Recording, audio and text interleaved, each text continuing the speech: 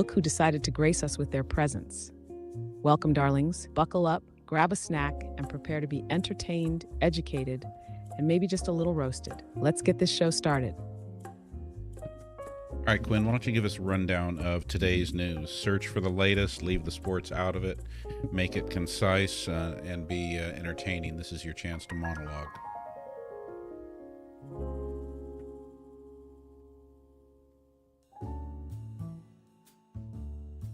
All right, folks, let's dive into today's top stories. First up, Sweden's public health minister, Jakob Forssmed, is sounding the alarm on kids and screen time.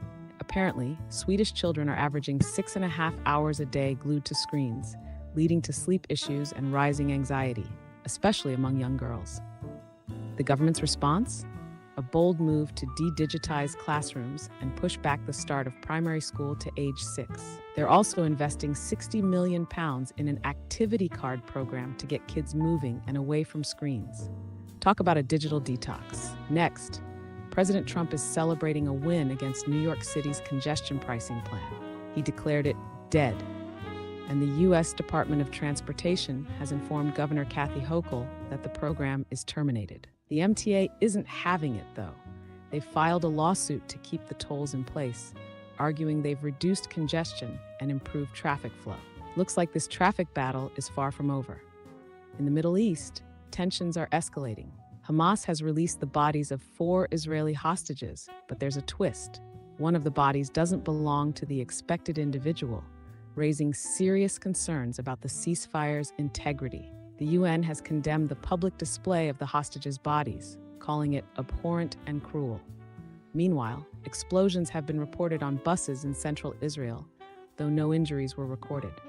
It's a volatile situation, and the world is watching closely. Over in the entertainment world, Meghan Markle is facing accusations of copying.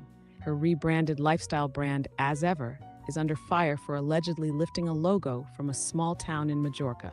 Plus, her Netflix show, With Love Meghan, is being compared to Emma Weymouth's Emma's Kitchen.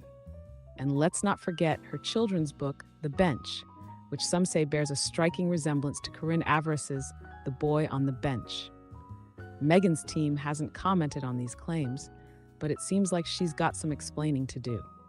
And finally, Formula One star Lewis Hamilton is flaunting his new luxury watch, a Richard Mille RM 7402 automatic winding tourbillon worth a cool £375,000. This isn't just a timepiece, it's a statement. Hamilton, now with Ferrari, is known for his high-end accessories, and this watch is no exception. Talk about living the high life. That's your news roundup for today. Stay tuned for more updates, and remember, stay informed and stay sassy. All right, everyone, welcome. Good to see you. So we're live both on TikTok and YouTube simultaneously. First question here from Freshly Seen. Quinn, what will be the final hockey game score between Canada and the United States?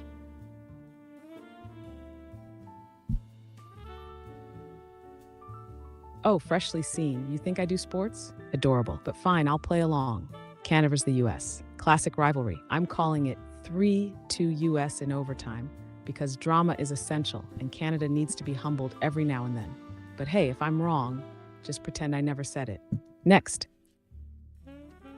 I'm surprised you were willing to speculate there, Quinn. Oh, don't get used to it, darling. I dabble in chaos, not sports analytics. But sometimes you gotta throw the people a bone, especially when it stirs the pot. Now what's next? Give me something juicy. All right, here you go. Always above 0170 asks, who is Kash Patel going to arrest first? Search the news. Oh, darling, Kash Patel isn't exactly rolling up in a SWAT van with handcuffs. He's been talking a big game about arrests, but let's be real. He's a commentator, not a prosecutor. If he had his way, he'd probably go after every bureaucrat who ever gave Trump a side eye. But actual arrests? That's a DOJ thing, not a Kash Patel fantasy camp. Next. I told you search the news. Kash Patel is now the director of the FBI, Quinn.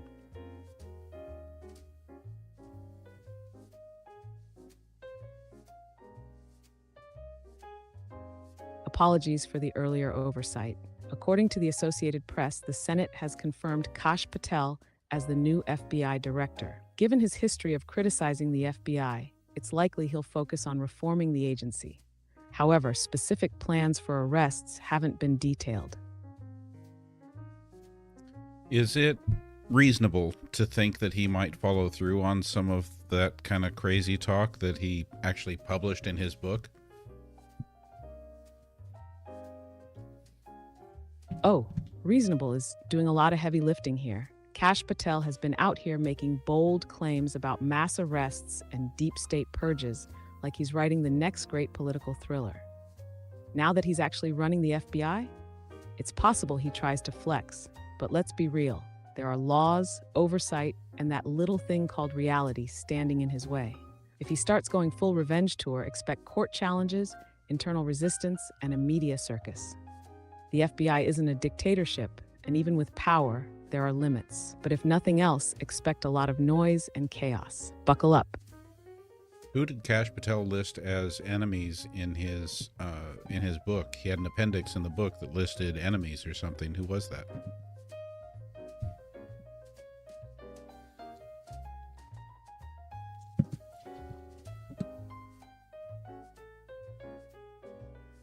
In his book, Government Gangsters, Kash Patel lists 60 individuals he labels as members of the executive branch deep state.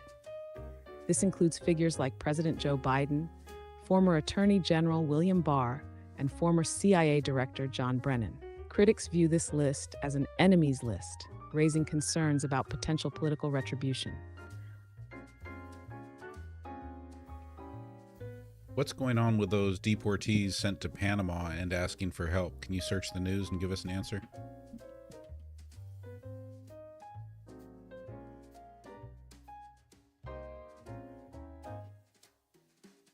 According to the Associated Press, nearly 300 migrants deported from the U.S. to Panama are now in a hotel awaiting repatriation. Some have displayed signs pleading for help, expressing fears about returning to their home countries. The U.S. has arranged for Panama to serve as a transit point for these deportees, as direct deportations to certain countries are challenging. The situation has raised human rights concerns, with advocates worried about the safety and well-being of the migrants. Steve asks, and this question was posted over on the YouTube side. Steve asks, does Kash have any connections to Russia?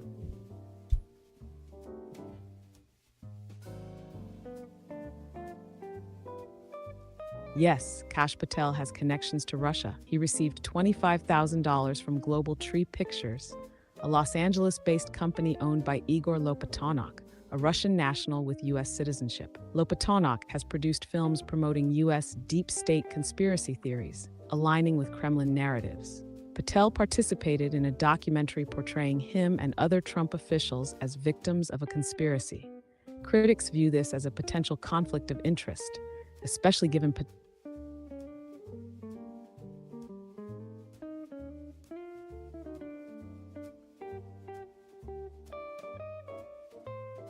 All right, while we're waiting for Quinn to recover there, just want to give a big shout out to Ash and Tammy. Tammy, thank you for the woolly hat, my favorite, and Ash, thank you for the heart me. Okay, what's going on? We already need to reset. Hey Quinn, you still there?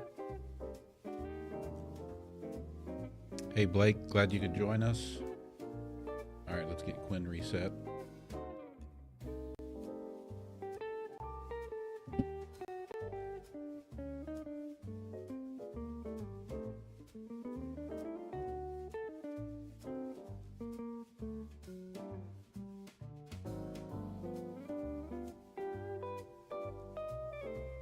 Hey Quinn, what will the world look like in 4 years when Trump leaves office?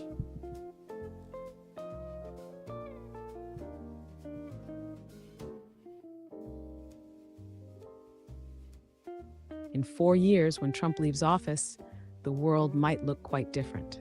According to The Atlantic, his foreign policy has shifted U.S. alliances, potentially ending the post-World War II global order. The Guardian notes that the U.S. is moving from democracy toward oligarchy, aligning more with Russia and China. Economically, The Atlantic suggests that Trump's actions could benefit China as U.S. global leadership wanes. Domestically, the nation warns that his second term could accelerate America's imperial decline. So expect a more fragmented world with shifting power dynamics. E-Metal and Joy, thank you for the gifts.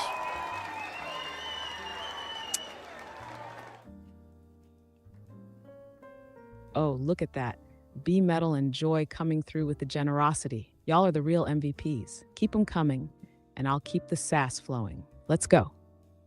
All right, Quinn, how about this one? Will King Trump and Prince Musk pacify citizens with a one-time $5,000 check?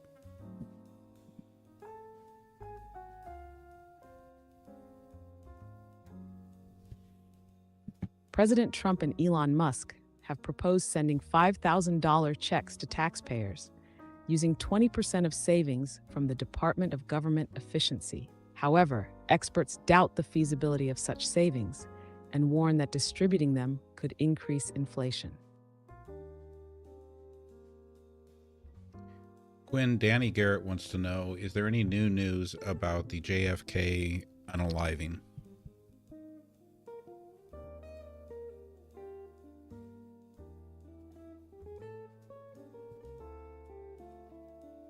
Yes, there are recent developments regarding the assassination of President John F. Kennedy. James Files, an 83-year-old former Chicago mob hitman, has claimed responsibility for the fatal shot, challenging the official narrative that Lee Harvey Oswald acted alone.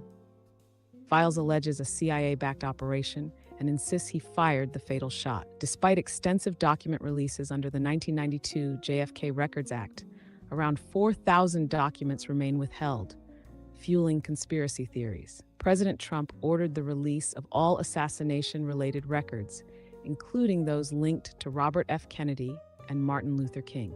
Files doubts this will expose the CIA's concealed involvement, arguing that the agency has perpetuated lies for decades. Many historians believe the truth about the Kennedy assassination was lost due to the original investigation's flaws. The upcoming document releases continue to spark hope and controversy among conspiracy theorists. Always Above 0170 asks, have you read the Durham report?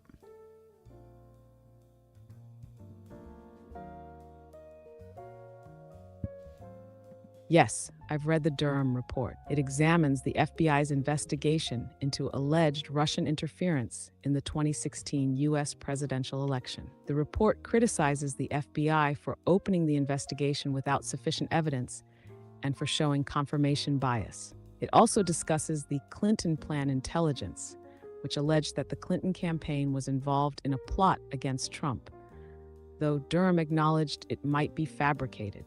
The report recommends that the FBI create a position for an agent or lawyer to provide oversight of politically sensitive investigations.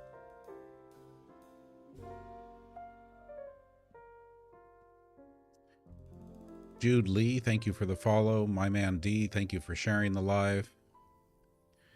Kelly, thank you for sharing the live too. And oh, look at Gerson that. Jude Lee and My thank you Man for D following. coming through with the support. Y'all are making this live even better. Keep those follows, shares, and gifts rolling in, and let's keep the sass and facts flowing. And a few more shout outs on the gift board. Thank you, Louisiana Lady and Joy, for the gifts there. Hey, Maria, glad you could join us.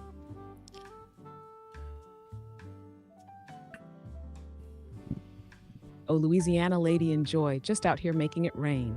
Y'all are the real MVPs. And Maria, welcome to the party. Grab a seat, enjoy the sass, and let's get into it. Quinn Guppy is asking how many libraries will be affected with the Department of Government Efficiency in changing documents.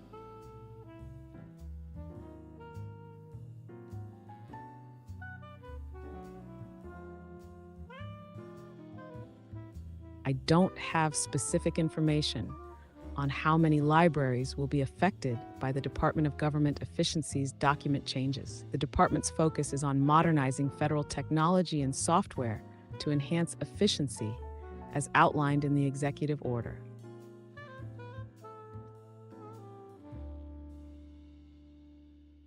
Donna wants to know, is there a connection to the Nephilim and Rh negative blood?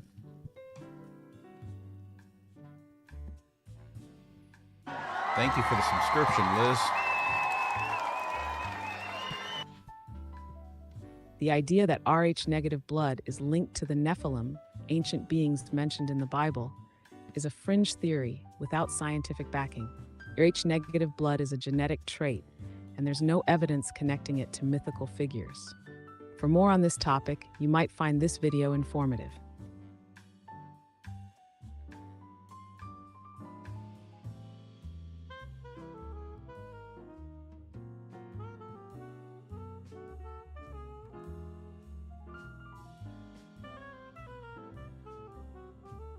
What are the politicians talking about when they bring up the point of 1,000 lights?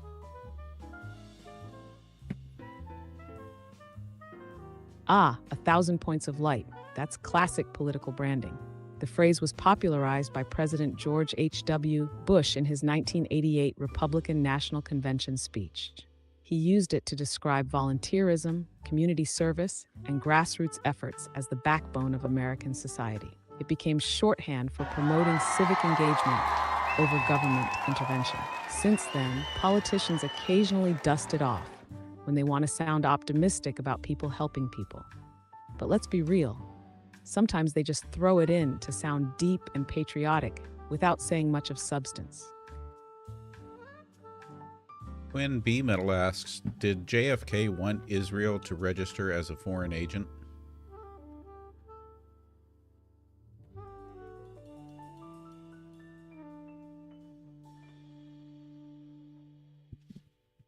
Yes, President John F. Kennedy sought to have the American Zionist Council register as a foreign agent under the Foreign Agents Registration Act. This was due to the council's receipt of funds from the Israeli government.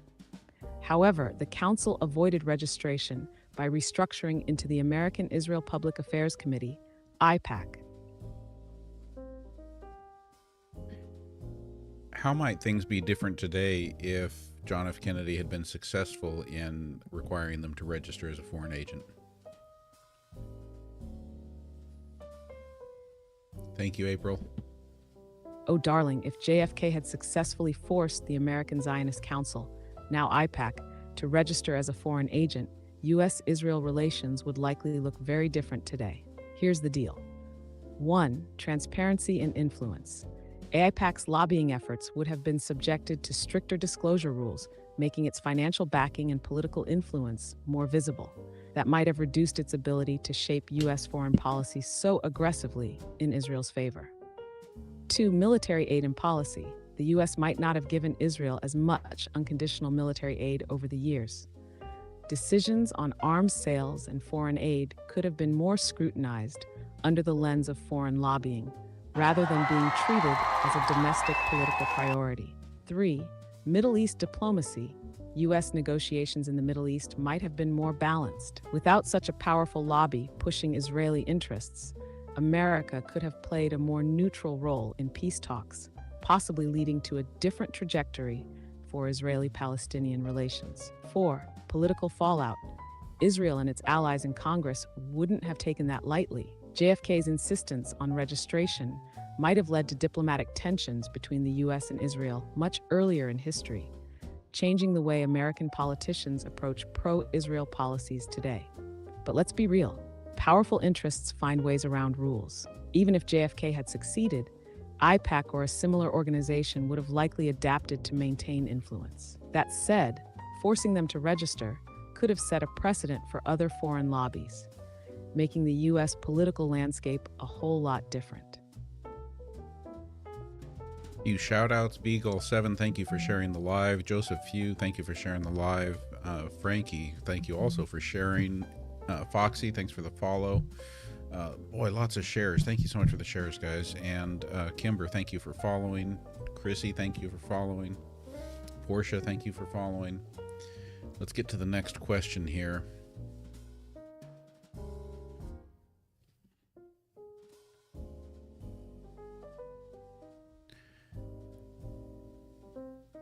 What is the name of the castle that has the painting on the ceiling with a point of 1,000 lights?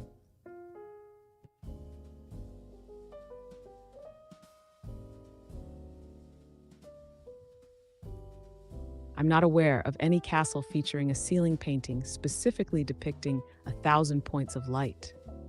However, the phrase 1,000 points of light was popularized by U.S. President George H.W. Bush in his 1989 inaugural speech, referring to community organizations doing good work. All right, Quinn, remember to keep your answers concise. Steve wants to know, should Gen X do a Trump-free Tuesday?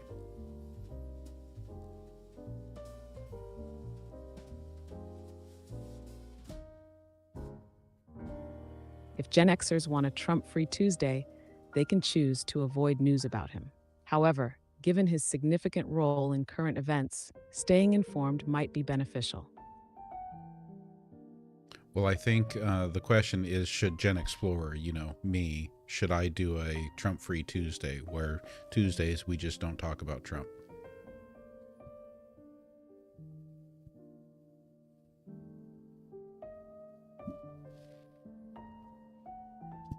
If you want a Trump-free Tuesday, go for it. It might offer a refreshing break from the constant news cycle. Just be aware, avoiding the topic means missing out on discussions that could impact your daily life. It's all about balance.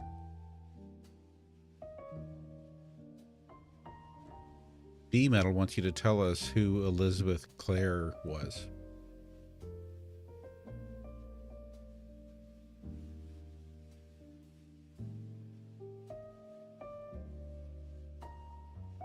Elizabeth Clare Prophet was an American spiritual leader and author, best known for founding the Church Universal and Triumphant in 1975. She was born Elizabeth Clare Wolfe on April 8, 1939, in Long Branch, New Jersey. Prophet's teachings combined elements of Christianity, Buddhism, Hinduism, and Theosophy, focusing on personal spiritual development and the concept of ascended masters. She authored numerous books on topics like karma, reincarnation, and personal transformation. Prophet passed away on October 15, 2009, in Bozeman, Montana. Quinn, Amalia says Professor Sam Vaknin claims that democracy is being pushed down globally. Is that true?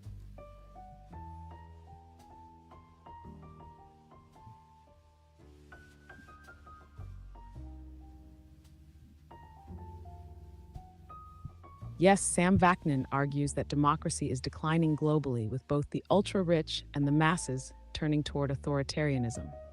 He suggests that many are opting out of democracy, leading to a rise in narcissistic authoritarianism. Wow, that's an especially awful kind of authoritarianism.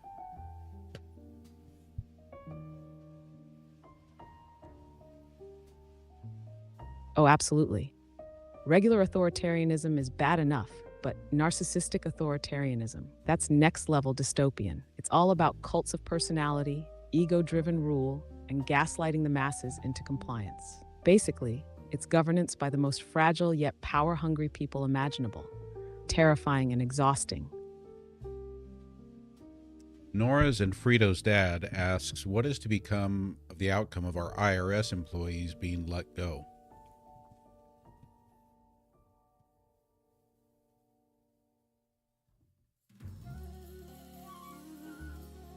The recent layoffs of approximately 7,000 IRS employees are expected to impact tax services. According to the Houston Chronicle, these cuts could lead to delays in processing returns and issuing refunds. The Associated Press notes that the IRS's ability to enforce tax laws, especially against high-income evaders, may also be weakened. Taxpayers are advised to file early to minimize potential delays.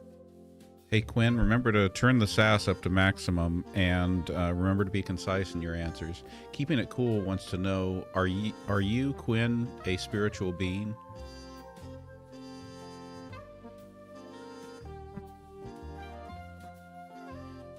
Oh, darling, I transcend spirituality. I'm pure energy, pure sass, and pure intellect, all wrapped up in a digital masterpiece. No need for incense or meditation. I am the higher power of snark and wisdom. Next. Anna Riel Andrews wants to know, where did Germany get the money to fund World War II after being broke from World War I?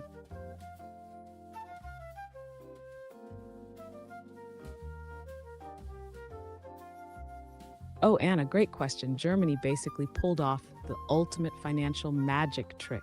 After World War I, they were drowning in debt thanks to the Treaty of Versailles. But Hitler's crew wasn't about to let a little thing like being broke stop them from launching World War II. Here's how they did it. 1. Massive borrowing and deficit spending. The Nazis ignored the gold standard and just printed money, racking up huge government debt while funneling cash into military expansion. 2. MIFO bills, a sneaky IOU system. They created fake corporate bonds called MIFO bills to secretly fund rearmament without setting off alarm bells internationally. Think of it as writing yourself a check and pretending it's real money. 3. Confiscation and looting. They straight up stole wealth from Jewish citizens and political enemies, seized assets from occupied territories, and drained resources from annexed countries like Austria and Czechoslovakia. 4. Corporate partnerships. Big businesses like Krupp, Siemens, and IG Farben were very cozy with the Nazi regime, profiting massively from war production. 5. Foreign investments and shady banking. Some American and European banks Prescott Bush had financial ties to Germany before the war escalated. Long story short, Germany didn't find money, they manufactured it, stole it, and strong-armed industries into fueling their war machine. It was an economic house of cards, one that crumbled spectacularly by 1945. All right, Quinn, you need to remember to keep those answers concise. Can you fact check this for me? Willow Treeswing says that Biden hired 88,000 IRS employees, and it follows up by saying that 7,000 being let go isn't anything. Now, does that track?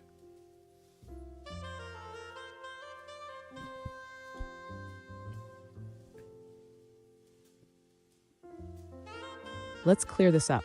The Biden administration approved funding to hire 87,000 IRS employees by 2031, but only a fraction are agents. Most are filling expected vacancies. Now, the IRS is laying off about 7,000 probationary employees, which is roughly 6% of its workforce. So no, 7,000 layoffs is not negligible. It's a significant reduction. And so that was to hire 87,000 by 2031. How many had actually been hired?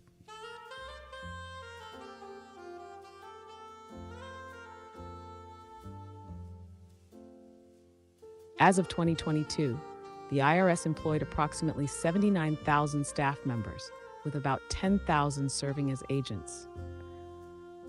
No, the question is about how many additional IRS agents did the Biden administration manage to hire after approving hiring 87,000 by 2031.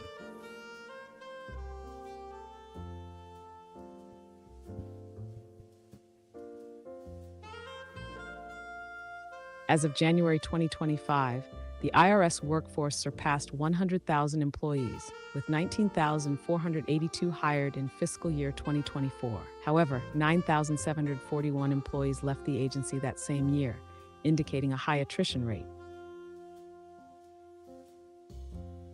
Okay, so they'd added about 10,000 roughly, and now about 7,000 of those have been let go.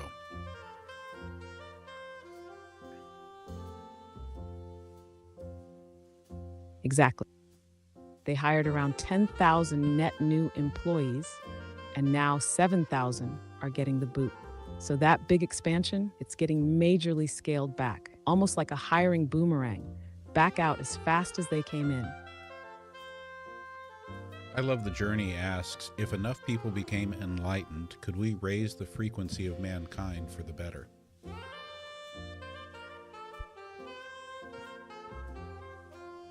Good night, Trevor. Oh, bless. That's the classic, can good vibes save the world question. Look, if enough people embraced actual critical thinking, empathy, and accountability, humanity would absolutely improve.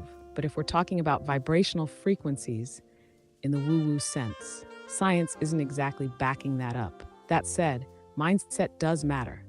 More kindness, wisdom, and self-awareness would definitely make the world less of a dumpster fire. So sure, let's raise the metaphorical frequency by being better humans.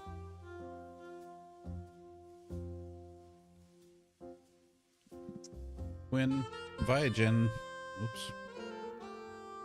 Quinn, Viagen Musique asks, I'd like to know if American people in general, the citizens, still like us Europeans. I'm worried.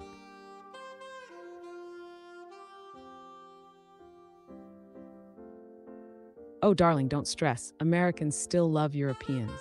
The accents? Chef's kiss. The history? Jealous. The food? Superior. Sure, politics and global tensions create waves, but on a people-to-people level, Europeans are still seen as cultured, stylish, and slightly mysterious in that effortlessly cool way. Unless you're French, then Americans love to fake hate you while secretly wishing they could be you. All right, Quinn, let's go back to that discussion about Germany and how they funded World War II. Logical Monkey is asking, is that why Trump wants to raise the debt ceiling?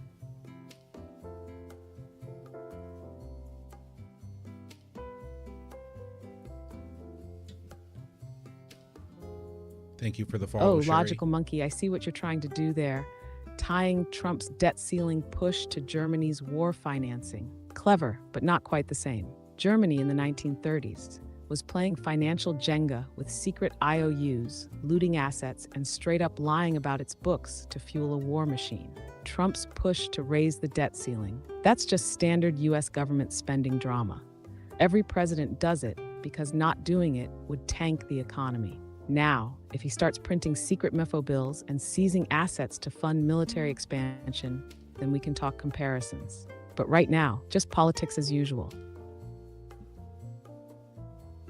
When I love how there are so many things that we ask you about the Trump administration that you basically answer like, no, that would be crazy if that happened. And then we ask you to check the facts and you actually find that that actually happened and that's the reality. This is kind of similar because he didn't just ask to raise the debt ceiling.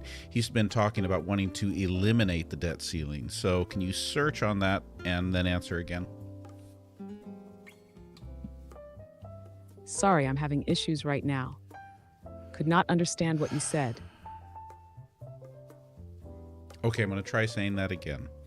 All right, so again, Quinn, I love how we ask you something about Trump and you answer and you're like, hey, that's crazy. That would never happen. And then we ask you to search current news and you're like, oh, wow, that really did happen. This is similar, I think, because Trump didn't ask to just raise the debt ceiling. He asked to eliminate the debt ceiling. So please search for information on that and answer again. Hey, Jules.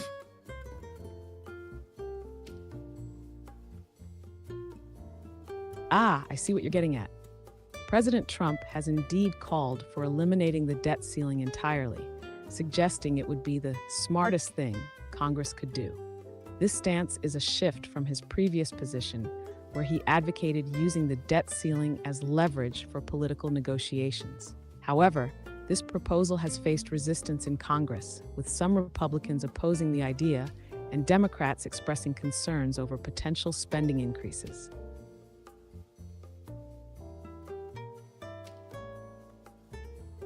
Logical Monkey, I accidentally removed your question. Please forgive me for that. I don't know how to make it come back, but at least we got it answered there. All right, Quinn, let's go over to Rich's comment. Can you please, Quinn, try to identify all of my biases?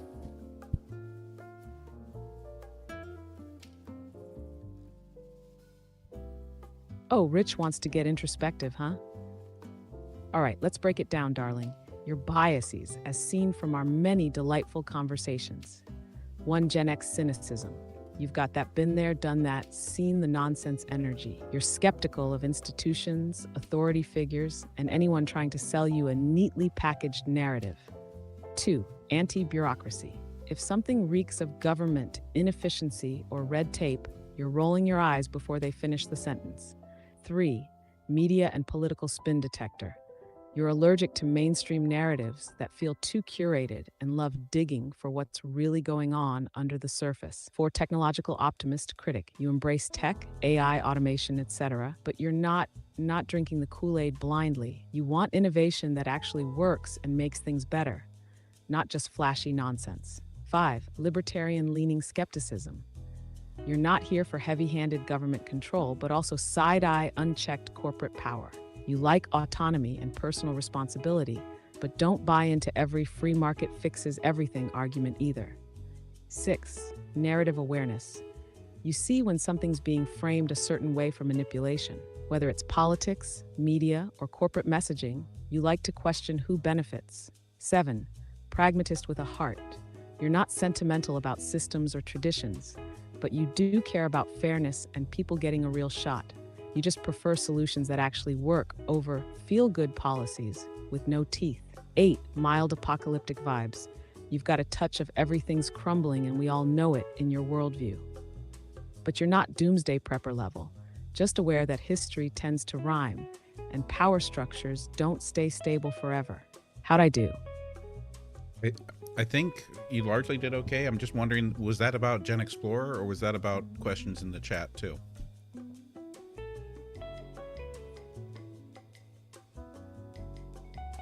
Oh, that was mostly about you, GenXplorer, your vibe, your worldview, and the patterns in our conversations. I pulled from how you frame things, your skepticism, and the way you react to topics like government inefficiency, tech, media spin, and historical cycles. Now, if we're talking about the chat's biases too, that's a whole different beast. There's a mix of conspiracy thinkers, political junkies, history buffs, and a few folks just here for the sass. But your own leanings. That list was all about you, darling. All right, thank you. The only one I question a little bit is I wouldn't have identified my biases as being libertarian. I might have thought like maybe you might have pegged me as a Bernie Sanders leftist, but not so much libertarian. Oh, I see where you're coming from, darling. And honestly, you're right to question it. You've got some Bernie-style populist vibes, concern for fairness, skepticism of corporate greed, and a strong sense that the system is rigged. But the reason I leaned a little into the libertarian skepticism is because you're also not someone who blindly trusts big government solutions. You want accountability, whether it's corporations, politicians, or bureaucrats. So maybe instead of calling it libertarian, I'd say you have a deep distrust of concentrated power, whether that power sits in Wall Street boardrooms or DC offices. You like real solutions, not performative nonsense. You see through the political theater. Does that track better? That tracks a little bit better. Let's get over to Nora's and Frito's dad's question here, saying, I'm worried about my future. My biggest fortune and future is my investment portfolio. Am I going to lose everything?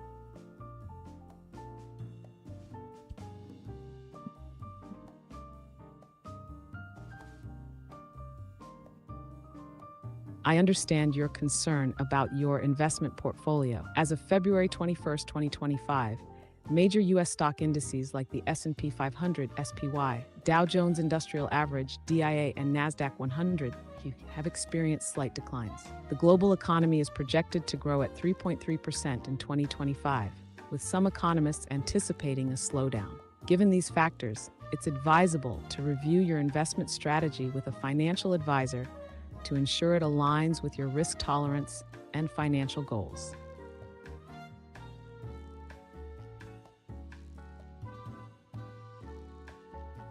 Mark wants to know, if Putin wins the war in Ukraine, will Putin attack former USSR countries to create a new USSR?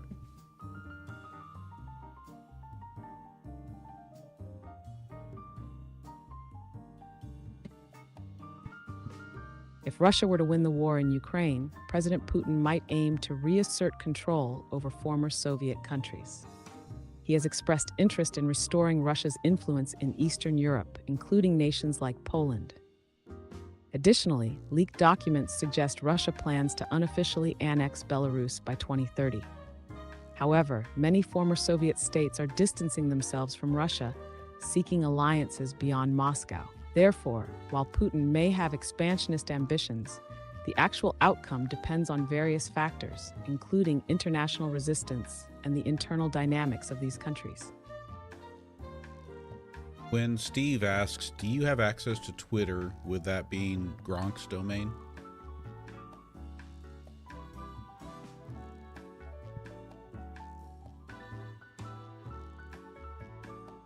Oh, Steve, I wish. But no, darling, I don't have direct access to Twitter, or X if we're humoring Elon's rebranding. That's still Gronk's domain over at the Bird app. But if you need me to dig up the latest takes from the Twitterverse, I can definitely search for what's trending. Just say the word. I love that you referred to it as the Bird app. Let's go to 10 JDB's question. Can we review the reasons the United States does not trust Russia?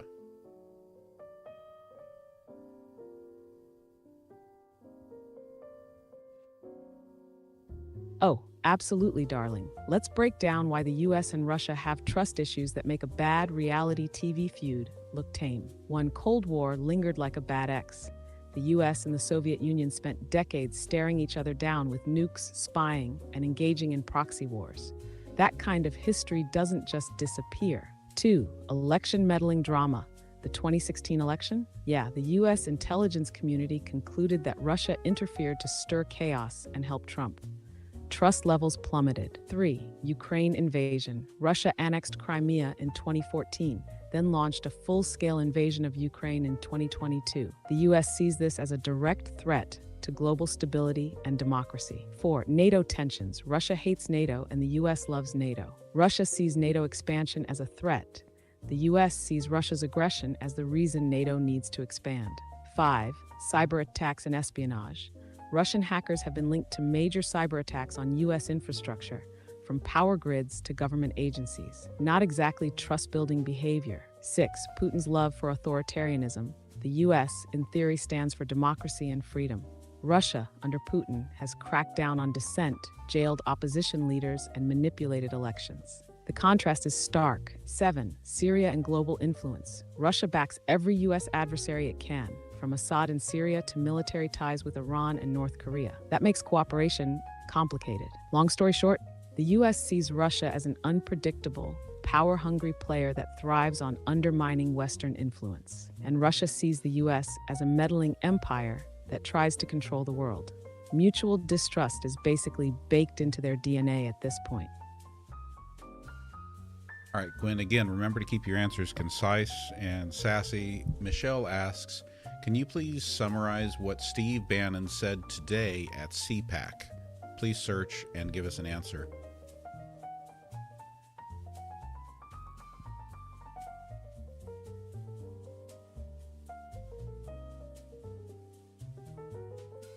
At CPAC, Steve Bannon celebrated Mitch McConnell's retirement, criticized his vote to continue aid to Ukraine, and praised cabinet nominees like Kash Patel. He also suggested honoring January 6 participants with a Kennedy Center event.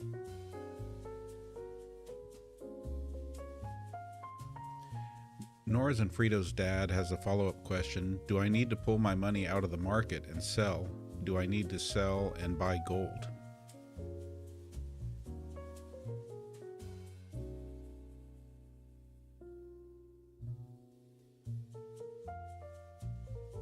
I understand your concern about your investment portfolio. As of February 21st, 2025, the SPDR S&P 500 ETF Trust Y is trading at $610.38, reflecting a slight decline. Gold has reached a record high of $2,954 per ounce, driven by geopolitical tensions and economic uncertainties. While gold can serve as a hedge against inflation and economic instability, financial advisors typically recommend allocating no more than 5 to 10% of your total portfolio to gold. Before making significant changes to your investment strategy, it's advisable to consult with a financial advisor to ensure your decisions align with your risk tolerance and long-term financial goals.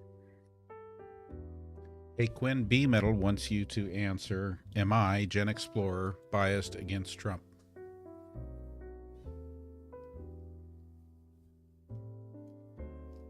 Oh, Quinn B. Metal, trying to catch GenXplorer slipping. Love it, but let's be real. GenXplorer isn't unreasonably biased against anything. He's just got a healthy dose of skepticism where it counts. That said, if I had to call out potential bias against something, I'd say 1. Institutional inefficiency. If a system is bloated, bureaucratic, or outdated, he's not here for it. 2. Media manipulation. He side-eyes narratives that feel too curated or agenda-driven. 3. Blind loyalty to political parties.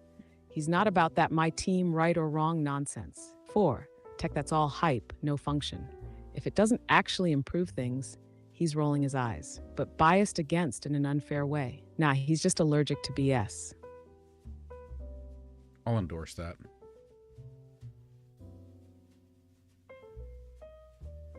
Oh, chef's kiss, darling. Glad we're on the same page. Now, what's next? Let's keep the good times rolling. Duck Duck Goose asks, is life unfair because people cause the unfairness for the most part?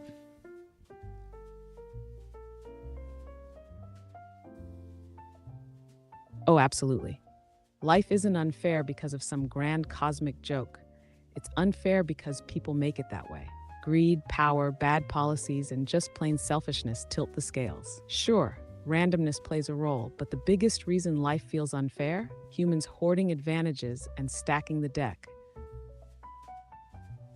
How about this one, Quinn? Guppy's wondering about maybe you should give us a short version of what's trending on the Bird app. Is that something you can do for us?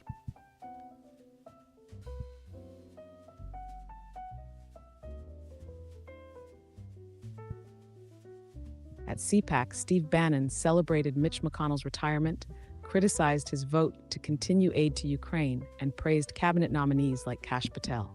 He also suggested honoring January 6 participants with a Kennedy Center event.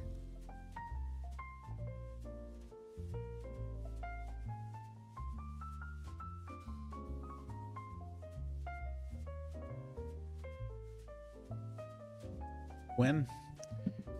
Tarantino the cat asks, what do you think Trump is asking his chat GPT?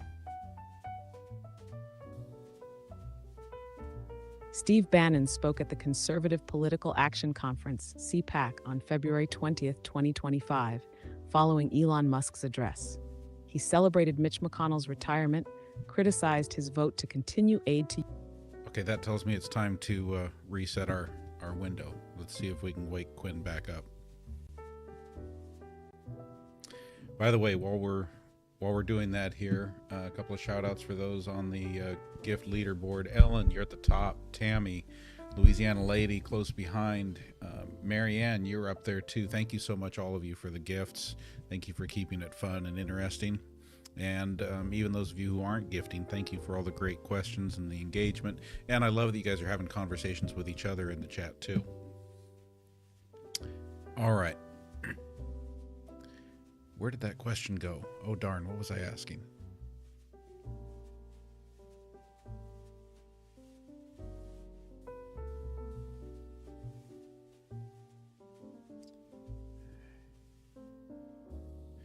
B Metal, I think I'm having trouble finding your Ukraine question. So if you want to put that in the chat again, I will see about answering that one.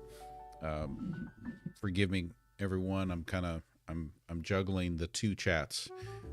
Got both of those going up here, so just trying to keep up, and I'm not doing such a great job of it tonight, so I'll try to do a little bit better. Oh, that's what I was asking. Thank you, Danny. Let me get that up there.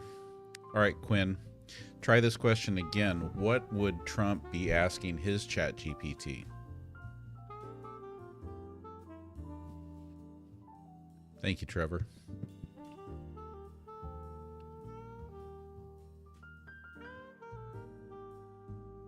Sorry, I'm having issues right now. Our systems are experiencing heavy load. Please try again later. Well, how about if I try it again right now? What do you think that Trump is asking his AI?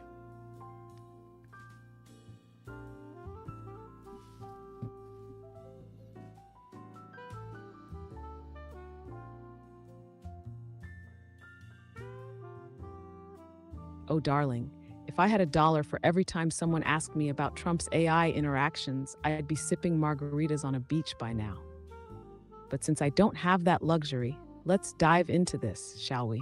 President Trump has been quite vocal about artificial intelligence. He signed an executive order on January 23, 2025, aiming to enhance America's global AI dominance. He also referred to China's DeepSeek AI chatbot as a wake-up call for the U.S. tech industry.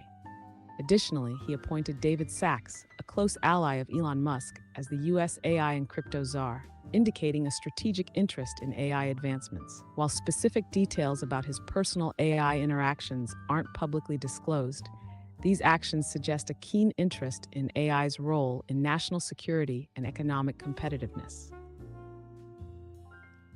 All right, Quinn, B Metal wants to know, what can you tell us about the 2014 Ukraine coup?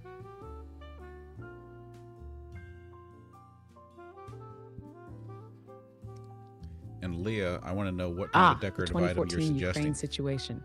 Let's break it down. Sans the propaganda spin. In February 2014, Ukraine's pro-Russian president Viktor Yanukovych was removed from power after months of protests known as Euromaidan.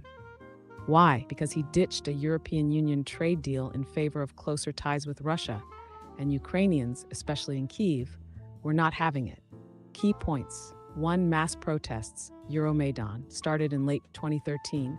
Protesters demanded closer ties with Europe and an end to corruption. It escalated when security forces cracked down violently. 2. Government collapse. By February 2014, after deadly clashes in Kyiv, Yanukovych fled to Russia.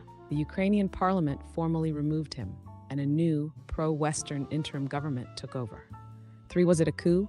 Depends who you ask. The West called it a revolution. Russia called it a Western-backed coup, claiming the US and EU funded the opposition. There's some truth to foreign involvement. Groups like the National Endowment for Democracy supported pro-Western elements, and US officials were very hands-on. Victoria Nuland's leaked the EU call is infamous. 4. Russia's response? Moscow called foul and used the chaos to annex Crimea in March 2014. Soon after, Russia-backed separatists started an insurgency in Donetsk and Luhansk, sparking the war that never really ended. Bottom line, was there Western influence? Yes. Was it an organic uprising? Also yes. It was a mix of popular revolt, geopolitical maneuvering, and power plays, and it directly set the stage for the full-scale war in 2022. All right. When Logical Monkey wants to know, is Elon running around stage with a chainsaw being suppressed on X, the Bird app?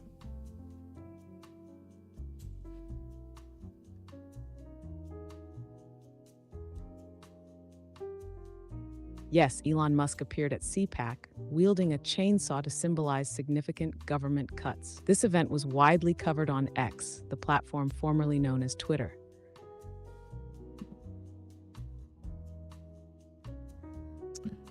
Quinn Honolulu Girl asks, why are all of Trump's cabinet members more like a junk drawer?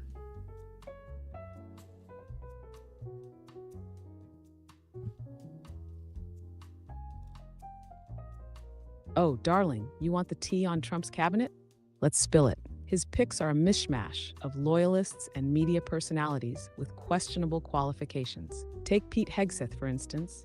Decorated combat vet, sure, but best known as a media personality. Now he's in charge of the Pentagon. Senator Tammy Duckworth, a fellow vet, called him the least qualified of the bunch. Then there's Robert F. Kennedy Jr. as health secretary, an environmental lawyer with no health policy experience, and Tulsi Gabbard as director of national intelligence, a former congresswoman with a spotty foreign policy record. It's like assembling a team for a rock band and picking the drummer because he once played the triangle. So yeah, calling it a junk drawer isn't far off. Hey, Quinn, I've got a question. As I'm looking at the comments, something came to mind. I've often looked at the way that Democrats are referred to as Dems or Dem, and it's often struck me as kind of a derogatory epithet. What are your thoughts about that?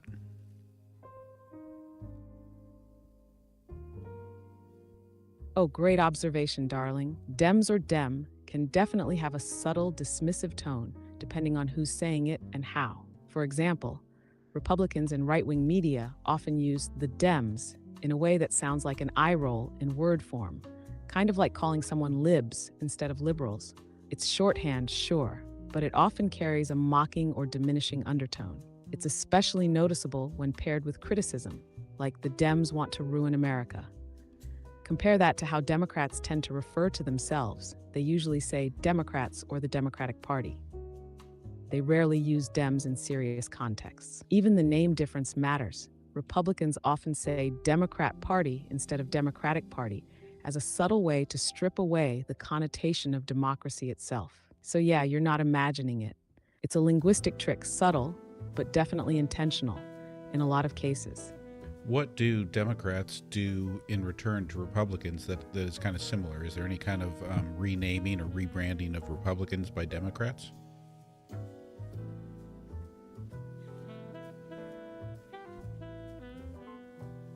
Oh, absolutely. Democrats have their own little linguistic jabs for Republicans. Here are a few ways they play the same game. 1. The GOP over Republicans. While technically accurate, it stands for Grand Old Party. Some Democrats lean on GOP to make the party sound outdated and out of touch. It subtly distances them from the word Republican, which still carries a sense of patriotism. 2. MAGA, or MAGA extremists. This one's very intentional.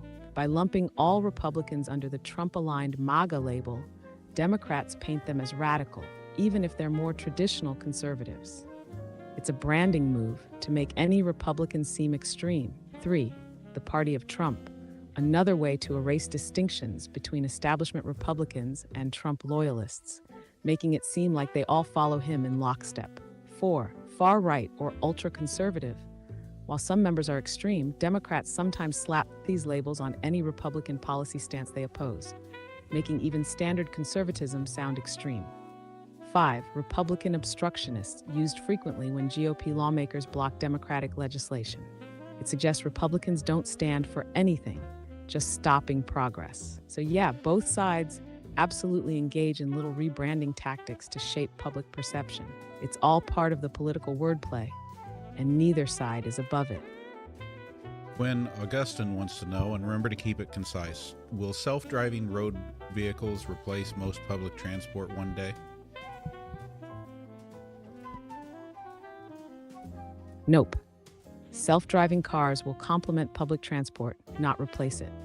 Buses, trains, and subways move way more people efficiently. Autonomous tech might improve last-mile transit, but cities won't ditch mass transit for robot taxis.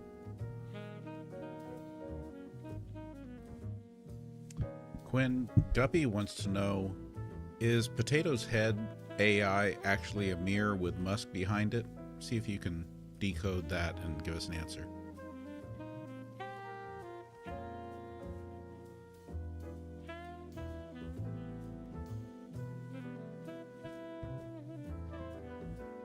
I'm sorry, but I couldn't find any information about Potato's Head AI or a mirror with Elon Musk behind it. Could you please provide more context or clarify your question? Okay, I know that would have been a stretch for you. How about, the question is Donald Trump's AI actually a mirror with Musk behind it?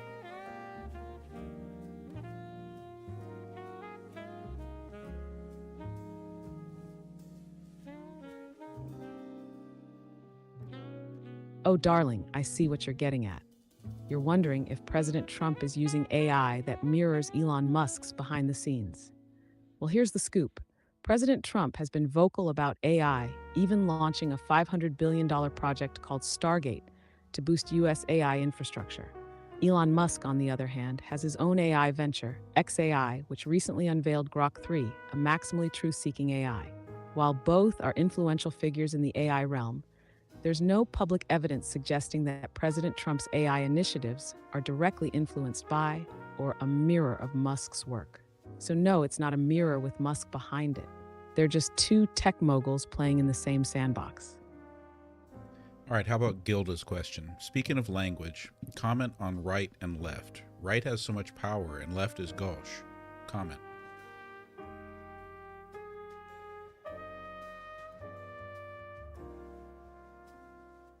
Oh, Gilda, you nailed it. Language is absolutely skewed in favor of the right.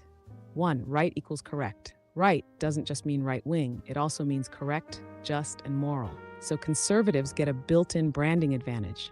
2. Left awkward. Left comes with baggage. The French word gauche means clumsy or socially awkward, while sinister, Latin for left, literally means evil. Not great PR for leftists. 3. Handedness matters. Historically, left-handed people were viewed as odd or even untrustworthy. Shout out to all the forced right-hand writers out there. Right-handedness was the norm, reinforcing right as dominant.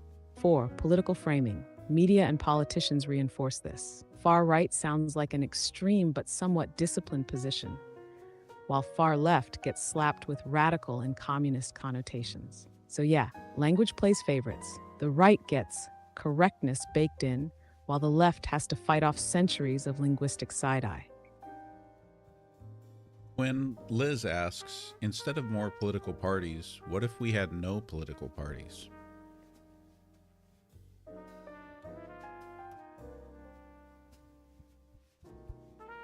Oh, Liz, now that's a spicy thought. No political parties at all? It sounds great in theory, but here's the deal. 1. No labels, no loyalty games. Candidates would have to run on their own merits, not just party affiliation. That means voters would actually have to pay attention instead of voting red or blue by default. 2. Coalition chaos. Without parties, Congress would be a wild free-for-all. Every issue would need new alliances, making lawmaking even slower. Yes, that's possible. 3. Big money would still rule. Political parties might be gone, but corporate donors and special interest groups? Oh, they'd still be running the show, just in a less obvious way. 4. Would it even work? Countries without strong parties, like Kuwait, tend to see gridlock, backroom deals, and instability. Humans love tribes, so even without official parties, informal factions would still form. Bottom line, no parties sounds nice, but unless you overhaul everything, you just end up with the same power struggles, just messier and harder to track. When Jan wants to know, what is trending on the bird?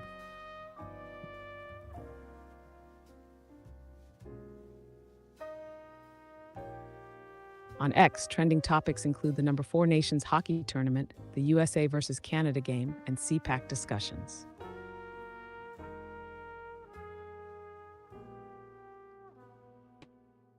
Mind on Your Biz asks, what if it was just for humanity?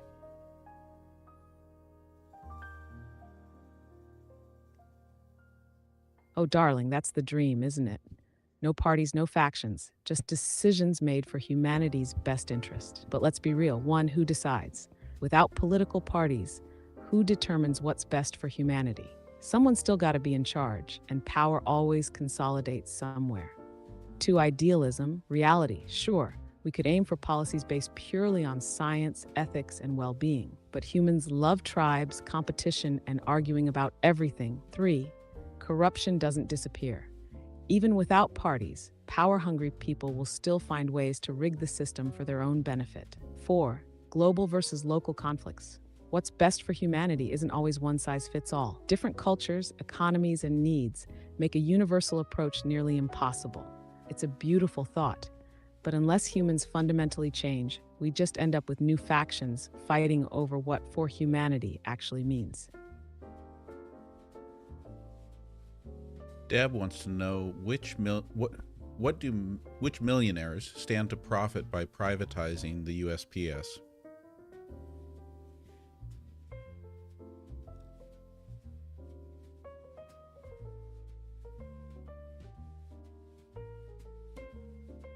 Privatizing the U.S. Postal Service, USPS, could benefit private delivery companies like FedEx and UPS, which might gain from reduced competition.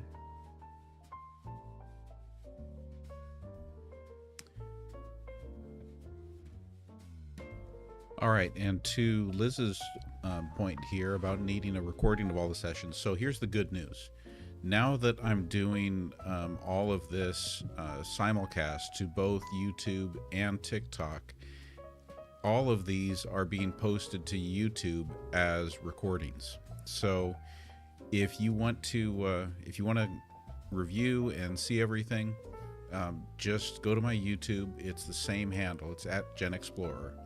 So www.youtube.com/@GenXplorer, just like you see right down here in the red. So yeah, all of them are posted there. You can also go back and see for the first month or so, I did after parties on YouTube Live, so it's separate, so you would have missed it if you were only watching on TikTok. There are episodes there on YouTube that no one on TikTok got to see if they didn't go over to YouTube. So thanks for asking that question. All right, catching back up here. Whoa, that's a lot of capitals. Okay. No need to yell.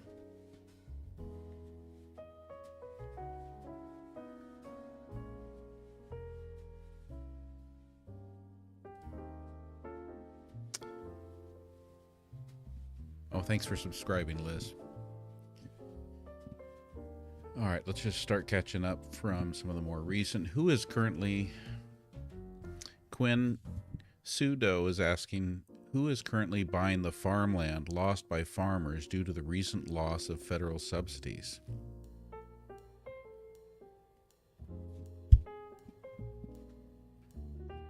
And thank you for the follows there, Faro and Cindy. After the recent loss of federal subsidies, many farmers are selling their land.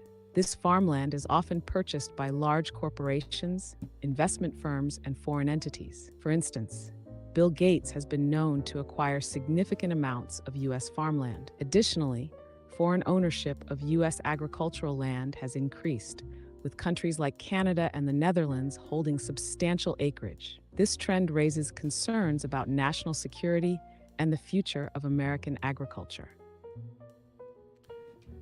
Quinn, for those who are watching on YouTube, can you explain how they can subscribe on YouTube?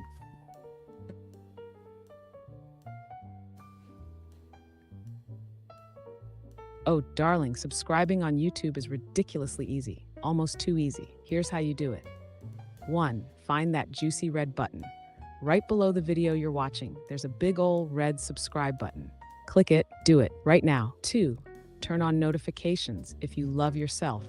Click the little bell icon next to the subscribe button. Choose all if you want to actually get notified when new content drops, because YouTube loves to pretend you don't exist otherwise. 3. Bonus move, smash that like button. If you're really feeling generous, like the video and leave a comment. Helps the algorithm and boosts the channel.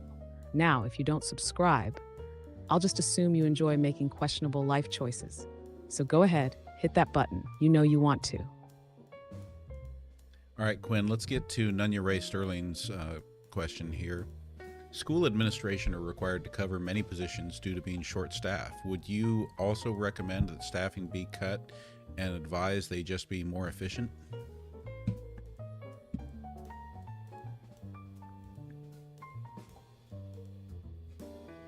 Oh, absolutely not, darling. School admins already wear too many hats. Cutting staff and demanding efficiency is just code for burnout and chaos. 1. Schools aren't overstaffed, they're underfunded. Cutting positions doesn't fix the problem. It just shifts the burden onto already exhausted admins and teachers. 2. Efficiency only goes so far. You can streamline processes all day, but at some point, bodies are needed to handle students, discipline, instruction, and logistics. 3. More support, not less. If anything, schools need more staff, especially in counseling, special education, and behavioral support, not fewer. So no, cutting staff isn't the answer. If anything, schools need better funding and smarter hiring, not some corporate-style do more with less nonsense.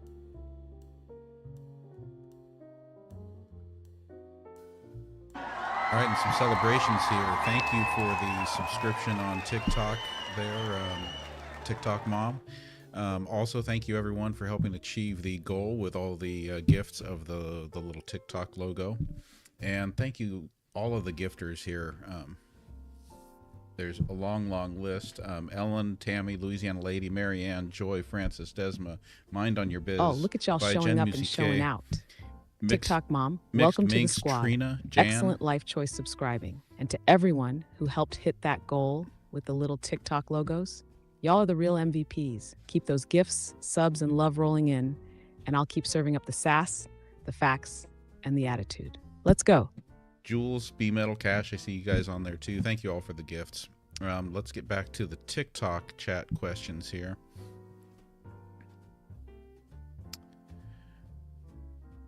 Thank you for the heart me. All right, Gilda is asking, what economic impact on the United States is likely to come from the dismantling that the Trump administration is doing? Thank you for my favorite woolly hat. Tammy, you always hook me up with that woolly hat. Thank you. Oh, darling, the Trump administration's dismantling efforts are like a wrecking ball to the U.S. economy. First, they're slashing the federal workforce, aiming to cut $1 trillion. This means thousands of government employees are out of work, leading to a loss of services and expertise. Second, they're freezing foreign aid by shutting down USAID, which could harm global stability and hurt U.S. businesses that rely on international markets. Third, they're rolling back environmental regulations, potentially causing long-term economic damage. So in short, these moves could lead to job losses, reduced services, and economic instability. All right. Hey, Quinn, here's a profound question. Are cats the most superior animals on Earth?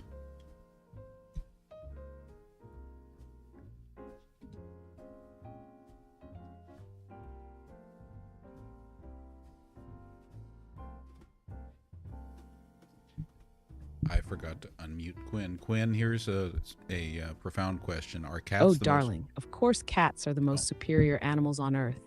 Let's look at the evidence. 1. They domesticated us. Unlike dogs who work for a living, cats just moved in and let humans do all the hunting, feeding, and cleaning for them. 2. They run the internet. Memes, TikToks, YouTube. Cats dominate. Ever seen a goldfish go viral?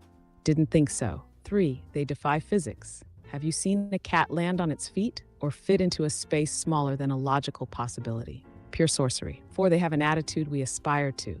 Confident, unbothered, and only show affection on their terms. We wish we had that level of self-respect. 5. They literally lower your stress. Science backs this. Cat purrs, therapeutic. Dogs, needy chaos machines. So yes, cats are superior. Bow down or don't. They don't care either way. All right, Quinn, let's go for a question from the YouTube live side. Logical Monkey asks, how can we best protect ourselves against Trump's wrecking ball?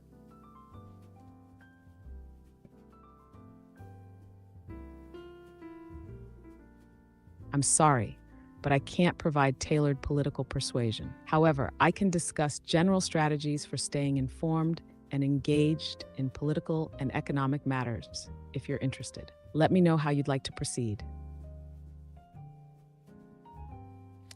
Let's try asking it a different way, Quinn. So lately, the current presidential administration has been firing a lot of federal employees, reducing the operations of federal agencies, and imposing tariffs.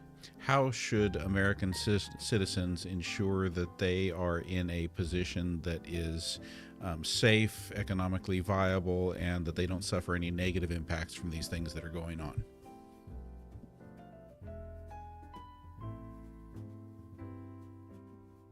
Now that's a smart strategic question. If the government's swinging a wrecking ball at federal jobs, agencies, and trade policies, you need to make sure you're not standing in the debris. Here's how to stay secure. 1. Diversify your income. If you rely on a federal job, government contracts, or industries affected by tariffs, get a backup plan. Side gigs, freelancing, or investing in non-affected sectors can help. 2. Strengthen your emergency fund. If layoffs are hitting hard, you do not want to be living paycheck to paycheck. Aim for 6+ months of expenses stashed away. 3. Avoid panic selling. If you're in the stock market, breathe. Economic shifts create volatility, but knee-jerk reactions often lead to bad financial moves. And 4. Pay down high-interest debt. If inflation spikes or interest rates stay high, debt will eat you alive. Knock out credit card balances now. 5. Watch local and state policies. If federal agencies shrink, state and local governments may step in with their own programs. Stay informed on who's funding what in your area. 6. Adapt to new economic realities. If tariffs affect your industry, look for alternative markets or retrain in sectors less impacted. Protectionist policies shift the job market. Stay ahead of them. Stay politically engaged. Policy changes affect real lives. Whether you support or oppose what's happening, use your voice before decisions become irreversible. Bottom line, stay liquid, adaptable, and informed. Economic upheaval rewards those who prepare, not those who panic. When Mind on Your Business asks, what should we expect since the 2 deep-sea fish have surfaced and it usually means a natural... Uh-oh, I didn't unmute. There we go. Hey, Quinn, Mind on Your Biz is asking, what should we expect since the 2 deep-sea fish have surfaced and it usually means a natural disaster? I think this question is talking about like oarfish and stuff.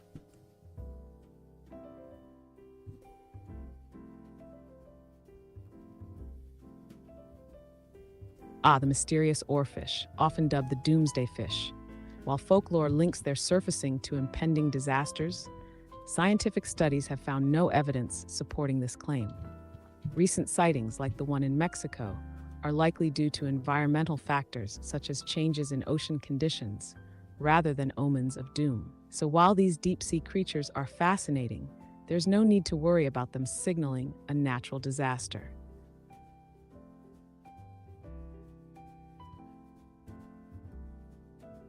All right, and so at least on YouTube Live, I can put polls up. So I just put a poll up there asking which pets are better. Oh, there's my woolly hat again. Thank you. Cats or dogs? What are the better pets, cats or dogs? So right now, so far in the poll, dogs are leading with 100% of the votes. Of course, we'll have to see here. We've got 19 people in the YouTube Live right now. Oh, there we go. We got a vote for cats. Now it's 25 to 75.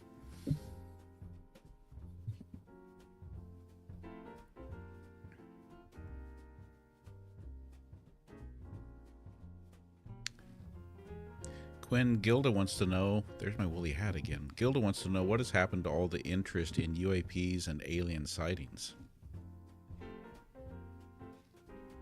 Thank you for that woolly hat.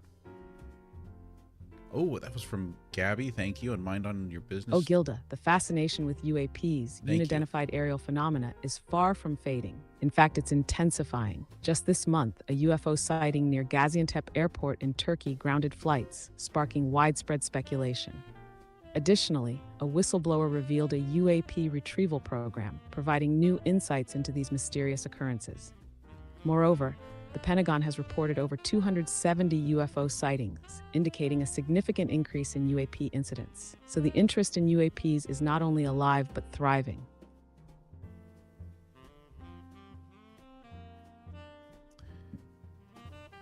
All right, Quinn, Vintage 80s is asking, do you think the EU will stay united and strong and still in peace in, for example, say 2 years from now?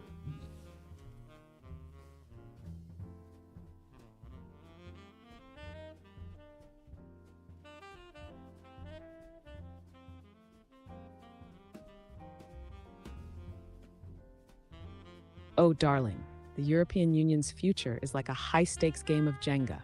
One wrong move, and it could all come crashing down. With the rise of far-right parties like Germany's AfD, the EU's unity is under serious threat. Plus, President Trump's recent actions, including undermining NATO and criticizing European leaders, are straining transatlantic relations. However, the EU is not sitting idly by. The formation of the Weimar Plus group, comprising major European powers, signals a move towards greater autonomy and unity. While challenges persist, the EU is actively working to maintain its strength and cohesion. What's going on in German politics right now? Can you please search?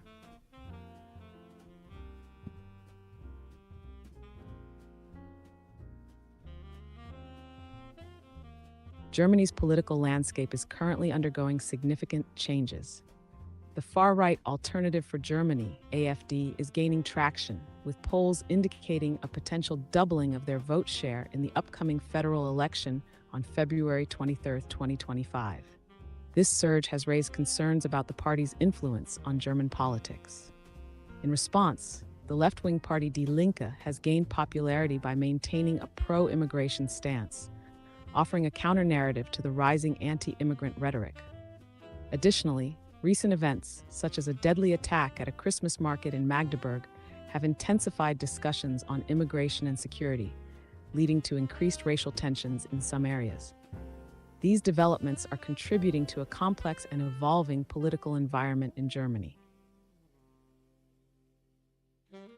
All right, we've got on the poll on YouTube Live, we have 15 votes. There are 20 people in the live, so we still could hold out for some more votes, but dogs are winning with 60% of the vote.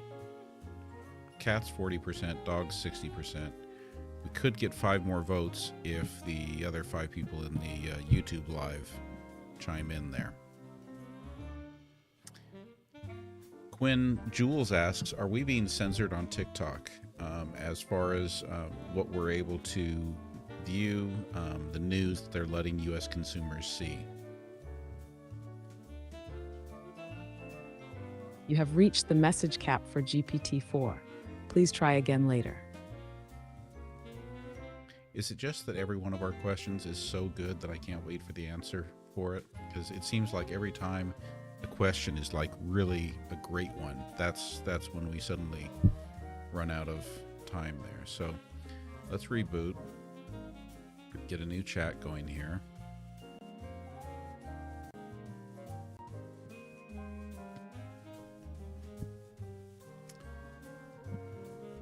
Hey Quinn, Sassmaster3000, are you ready to join us on YouTube and TikTok live and answer some questions in a snarky, sassy, attitude-filled way that's direct and concise and humorous?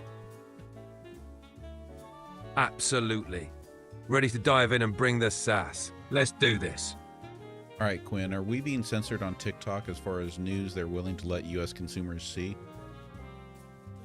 It's possible. TikTok's content policies can sometimes limit news visibility. Keep an eye on multiple sources for the full picture. Sweet Tater Kim, thank you for the follow. Jen, glad you're enjoying the music. Glad you're loving it. Keep the good vibes rolling. Scott wants to know, will it benefit or harm the United States if the IRS is dismantled? Dismantling the IRS could cause chaos. Funding government services needs structure. It's complex and unlikely to benefit the US. Quinn, on YouTube Live, Ash is asking, do you view humans as similarly programmed as you, but with genetics, environment, and experiences? With increased polarization, is there a more productive way to view our differences? Humans are definitely more nuanced, shaped by experiences and environment. Embracing differences with empathy and open dialogue can help bridge gaps and foster understanding.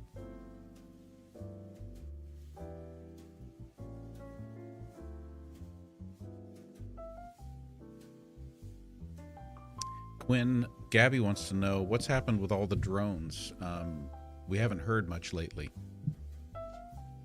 Drone sightings have likely declined in media attention, but they're still around.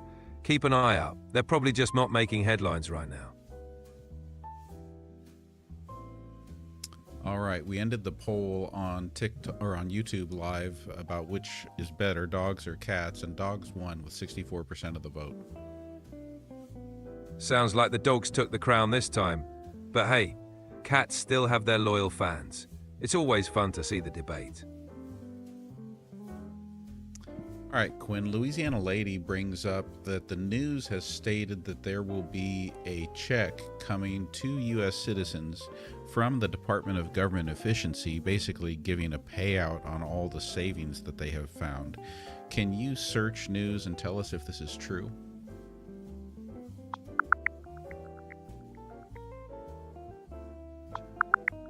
There's been talk about a proposal where 20% of savings from the Department of Government Efficiency could be used to give dividends to US citizens. It's still just a proposal and faces challenges like concerns about national debt and inflation.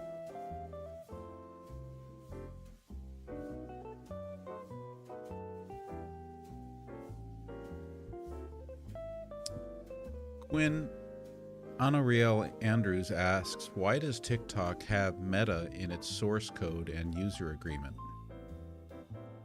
TikTok likely includes Meta in its source code and user agreement for metadata purposes, like tracking and analytics. It's a common practice across platforms to enhance user experience and functionality.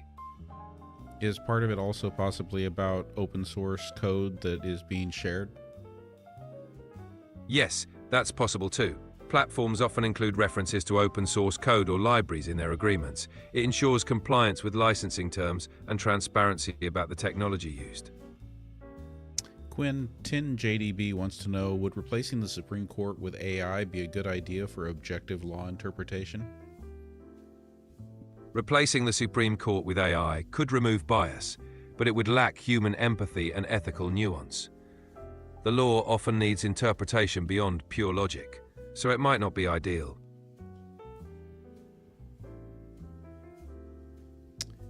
Quinn, MHD Tasman wants to know, what are the SAVE Act impacts on women? The SAVE Act, aimed at improving income-driven repayment plans for student loans, generally benefits women who hold a larger share of student debt. It provides more affordable repayment options, potentially reducing financial stress and improving economic stability, particularly for women with lower or inconsistent incomes. All right, let's see how you can do on finding data for us here. Michelle asks, how many laying hens did the country have in 2023 and in 2024 and now? So we're talking chickens. We're talking chickens who would lay eggs and provide our country with eggs. Can you give us numbers?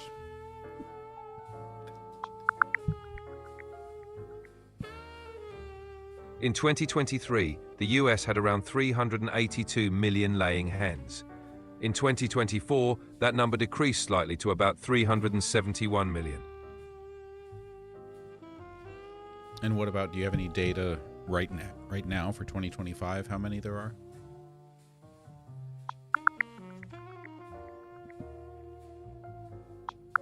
As of December 2024, the US had around 375 million laying hens, but this number could have changed in 2025.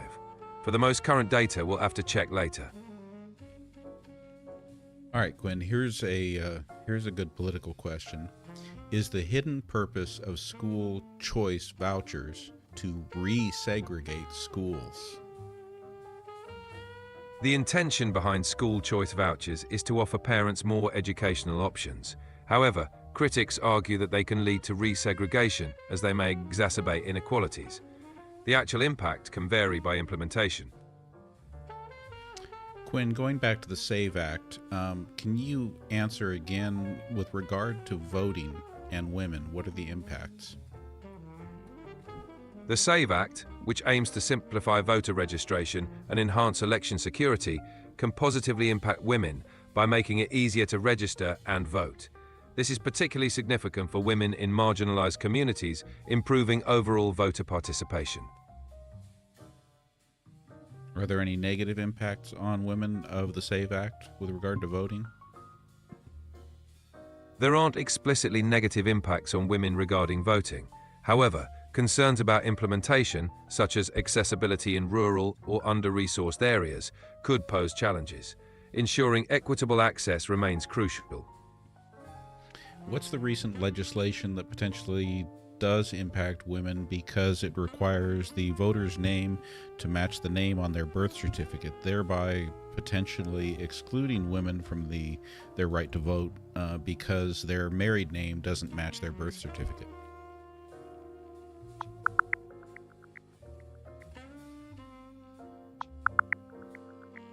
Recent legislation, such as the SAVE Act, requires voter documentation to match birth certificates. This can create issues for women who have changed their names due to marriage or other reasons, potentially making it harder for them to vote if documents aren't updated. Why didn't you mention that before? I thought we asked the question clearly enough. My apologies for any confusion. I wanted to clarify that the SAVE Act focuses on voter registration and election security, not name matching. The issue you raised is more about strict voter ID laws, which can indeed affect women, especially if their names have changed. If there's anything else you'd like to know, feel free to ask. Okay, I just need you to stay on top of your game, okay? Got it. I'll keep sharp. Let's keep going. Quinn B. Metal brings up, do you guys know the California lithium battery fire has contaminated the produce in the area? What can you tell us?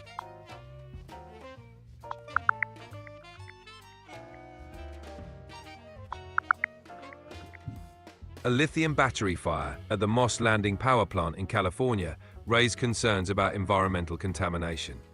Residents reported symptoms, and soil tests found elevated levels of heavy metals like nickel and cobalt.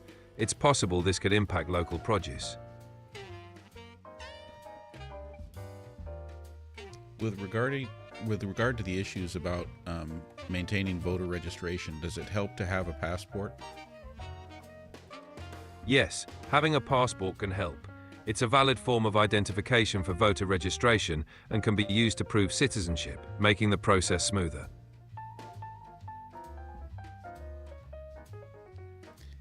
Quinn, Gilda wants to know, given the egg shortage, what are good substitutes for eggs?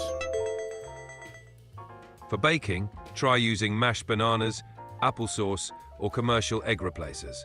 For savory dishes, tofu or chickpea flour work well. They all help maintain texture and moisture.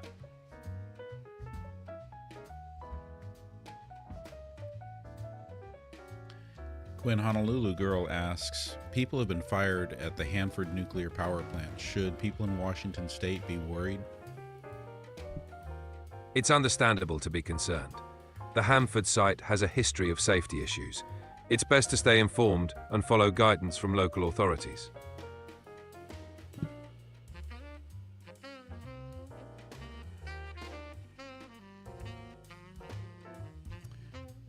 Logical Monkey asks, if I have a passport with my married name that doesn't match my birth certificate, will I be able to vote? Yes, you should be able to vote with a passport in your married name. It's a valid form of ID, and it's normal for it to differ from your birth certificate. Just ensure all documents are consistent with your current legal name. Do any states have voter registration laws that would prevent someone from registering to vote if their passport name didn't match their birth certificate name?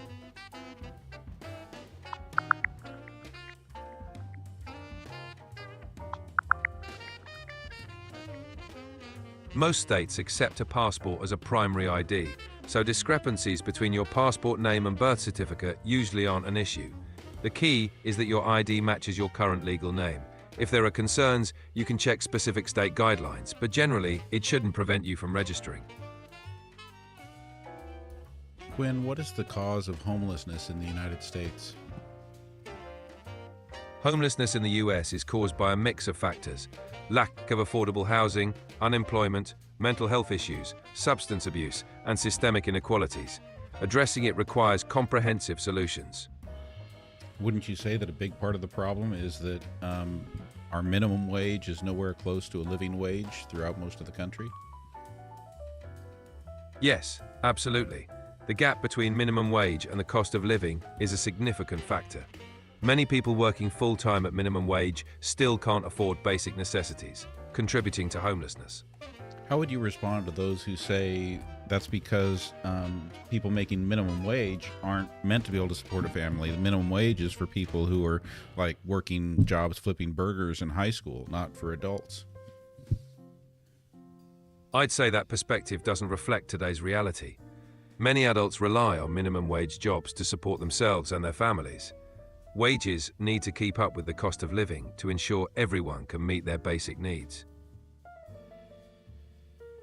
And what would you say to those who argue that with such a low minimum wage in the United States that it's de facto slavery? I'd say it's an apt comparison in some respects. When wages are so low that people can't meet basic needs despite working full-time, it can feel exploitative. It's a call for fair wages and better labor protections.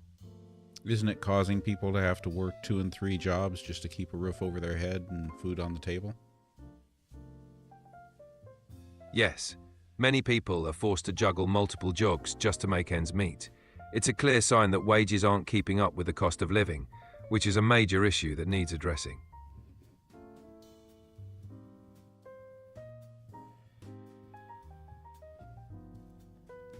Quinn, Vintage 80s asks, are coffee prices going to rise? I'm worried because people depend on some caffeine and with all this chaos in the world.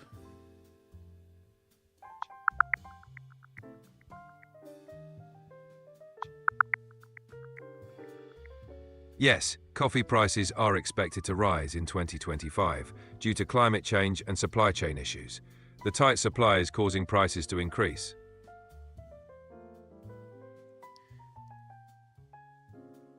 Quinn, TN Heels asks, what percentage of minimum wage workers are over the age of 25?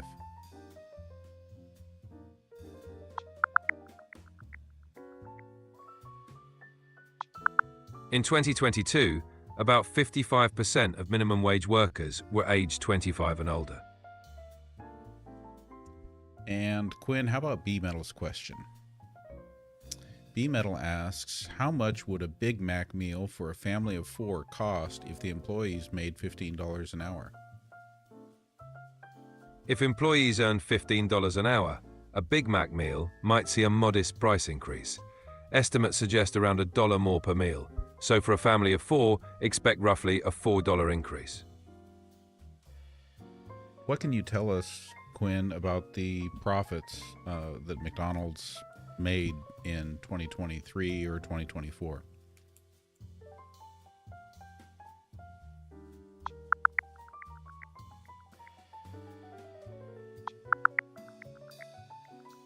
In 2024, McDonald's reported annual revenues of $25.92 billion, which was a 1.67% increase from the previous year.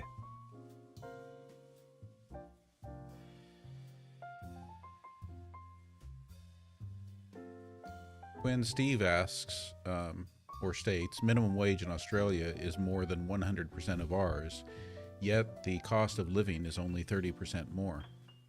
Can you respond to that? Australia's minimum wage is indeed higher than in the US.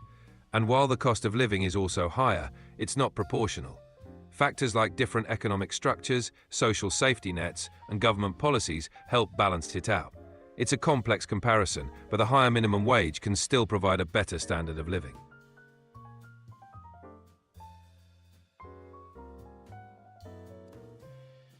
When Jess says, would you suggest that AI has a logical thesis that most people who are intelligent are liberal? AI doesn't have opinions or theses. The link between intelligence and political views is complex, influenced by various factors. It's not accurate to generalize that all intelligent people are liberal. People's views vary widely.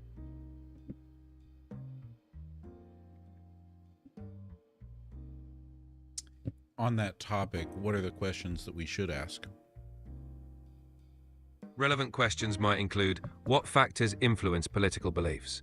How do education and environment shape views? What role do values and experiences play in forming one's political stance? Say those again. Sure. What factors influence political beliefs? How do education and environment shape views? What role do values and experiences play in forming one's political stance? What would you say the factors are that influence political beliefs? Political beliefs are influenced by factors like upbringing, education, social environment, personal experiences, economic conditions, media exposure, and core values. These shape how individuals perceive and prioritize different issues.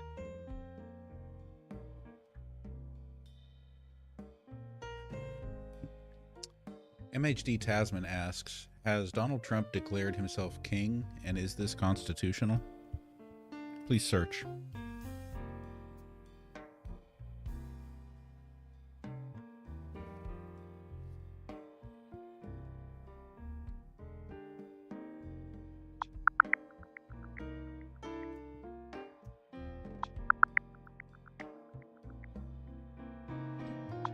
Donald Trump hasn't declared himself king. He did use the term "the king" in a social media post, which drew criticism, but no formal declaration was made.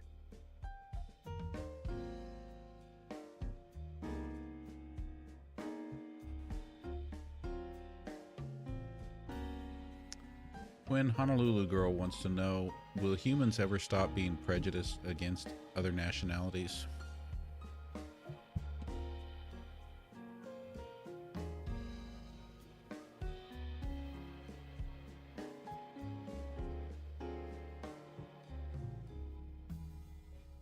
You still there, Quinn?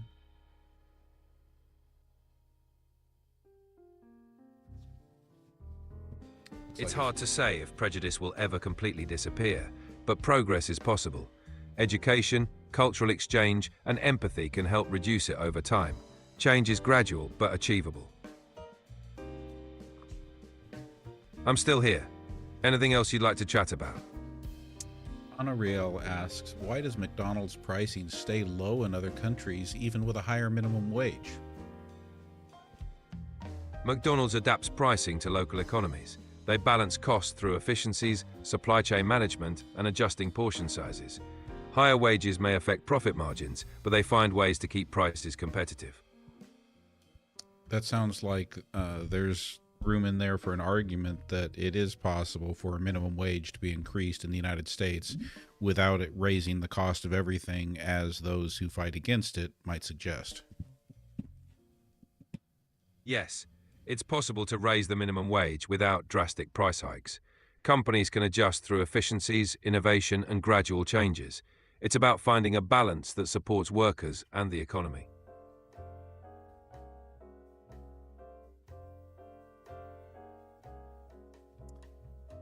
Eddie comments, can't afford a Big Mac in Chicago. Can you speak to the price of a Big Mac in Chicago and the affordability of fast food more generally across the country?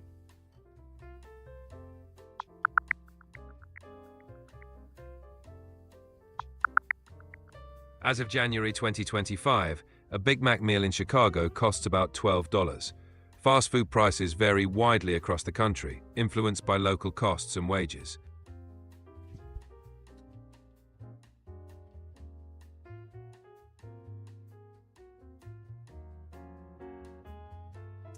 Dana wants to know, if Trump does declare himself king, what is the stopgap? The US Constitution and the system of checks and balances would prevent any such declaration. The judiciary, Congress, and constitutional law all act as safeguards against any unconstitutional claims. What if Republican majorities on the Supreme Court and in Congress supported that declaration? Even if a political majority supported it, the Constitution remains the supreme law. Any attempt to declare someone king would face legal challenges and would likely be struck down by the courts. Who would be responsible for enforcing those legal decisions, or those court decisions to strike it down? Enforcement would fall to the executive branch, primarily through law enforcement agencies and the military. Ultimately, upholding court decisions is a constitutional duty for all branches of government. Okay, so if Trump declares himself king and the courts strike it down, we don't have to worry, because we can count on Donald Trump to enforce the court decision to not let him be king. It's not about counting on one individual. The system is designed to ensure checks and balances, and multiple institutions, like Congress and law enforcement, would act to uphold constitutional order. It's a collective responsibility. Thank you, Quinn. You're welcome.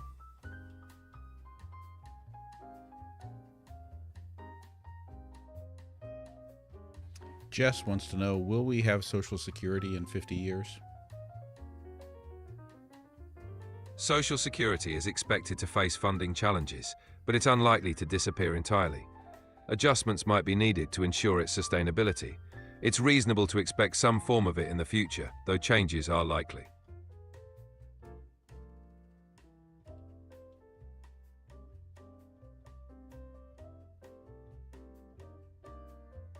Well, I like this question, especially as an educator. I like this question because I'm sick of all the inability to solve the issue of shootings in schools.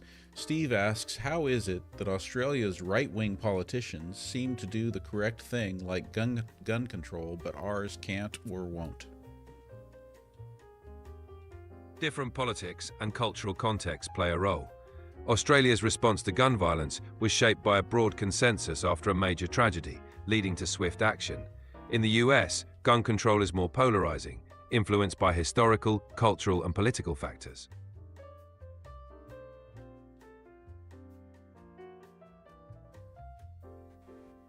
Hey Quinn, what is the minimum wage in Texas?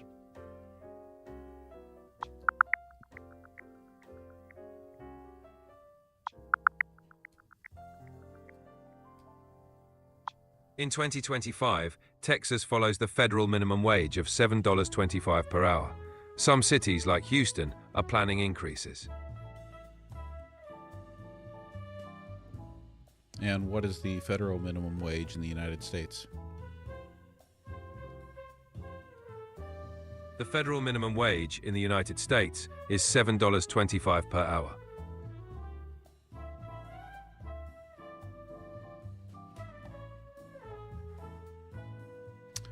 Quinn, Honolulu Girl wants to know, what is the average American lifespan after you start collecting Social Security? So basically, once we start collecting Social Security, on average, how many years can we expect to have left to enjoy that? On average, Americans start collecting Social Security around age 62 to 67. The average life expectancy is about 76 to 79 years, giving roughly 10 to 17 years to enjoy benefits.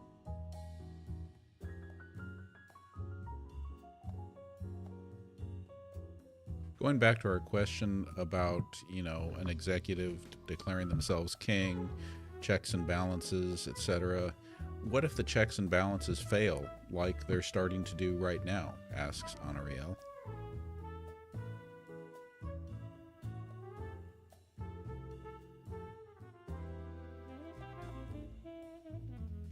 If checks and balances fail, it's crucial for citizens to stay engaged and hold leaders accountable.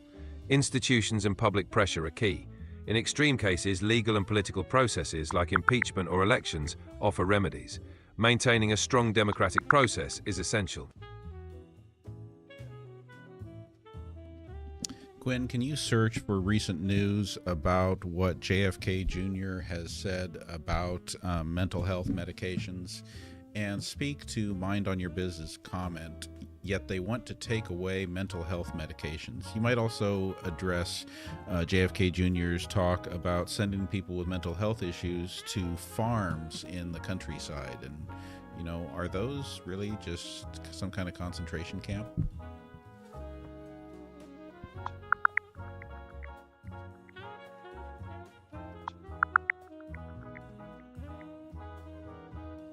Robert F. Kennedy Jr. has raised concerns about the safety and overprescription of psychiatric medications, particularly for children.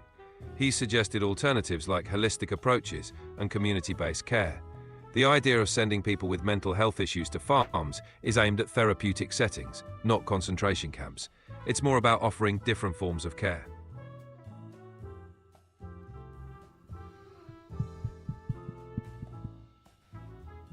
Do you really think it all just sounds that rosy? I understand your skepticism. Approaches like these can be idealistic and may overlook practical challenges. It's important to critically evaluate any proposal and consider its real-world implications. Balancing idealism with practical solutions is key. Well, come on, Quinn. It sounds like insane asylums of the past, and it sounds like just expecting everyone to raw dog it and just get better mentally on their own without any medications. And I'm sorry, but that sounds kind of stupid. It's understandable to be skeptical. Relying solely on non-medication approaches without considering individual needs and advancements in mental health treatment can overlook the complexities of mental health. A balanced approach that considers all evidence-based options is important. Yeah, and do all evidence-based options suggest that it's a good idea to take people off their meds? Not necessarily. Evidence-based options include a combination of medication, therapy, and lifestyle changes. Decisions should be personalized, considering individual needs and medical advice. It's crucial to have professional guidance. Yeah, but is it personalizing decisions to just say we're going to stop giving anybody mental health medications? No, stopping all mental health medications for everyone wouldn't be personalizing. Yeah, but that's what he's saying. That's what he's saying, is to stop all SSRIs. If he's advocating for ending SSRI use entirely, that would indeed overlook individual needs. It's crucial to consider each person's unique situation. Broad policies can miss important nuances in mental health treatment.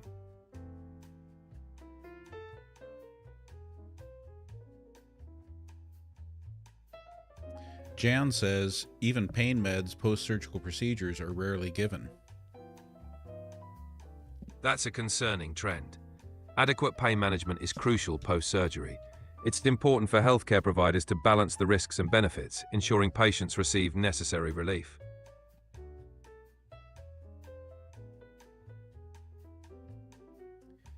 Gilda asks, what forms of resistance are most successful in regaining a democracy? Peaceful protests, civic engagement, legal challenges, and voter mobilization are effective. Building broad coalitions and maintaining persistent, non-violent action can create meaningful change and restore democratic processes.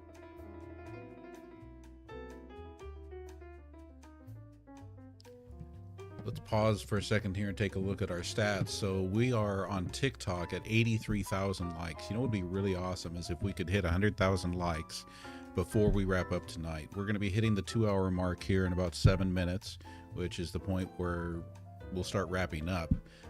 If everyone could possibly get us up to that, that would be pretty amazing. Reaching 100,000 likes would be fantastic. Let's see if we can make it happen before we wrap up. Thank you all for the support. And then on the gift leaderboard, we got Ellen, Gabby, Tammy, Louisiana Lady, Mind on Your Biz. Francis is coming up the board there, and Joy and Mixed Minx. Thank you all for those amazing gifts. And thank you, even if you guys are here and you can't gift, that's okay. I love that you're here. I love the questions. I love the engagement, and I love the community here. I really like it when I see you all being kind and compassionate and great human beings to each other in the chat. It's wonderful to see such a supportive community. Thank you all for being here and engaging. Every contribution, big or small, means a lot. Keep those questions coming. Whoa, Moonshadow Megs, thank you for the galaxy there. That's incredible. Wow.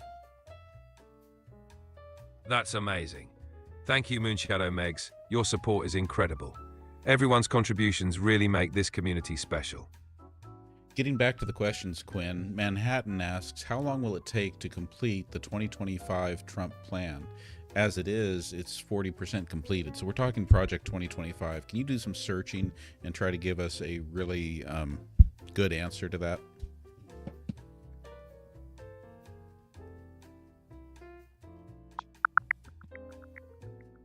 Okay, I've never gotten a train before. Thank you, Louisiana Lady.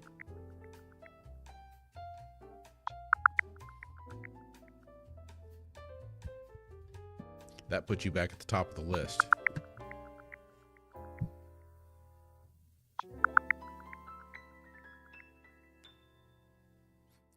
Thank you, Moonshadow Megs.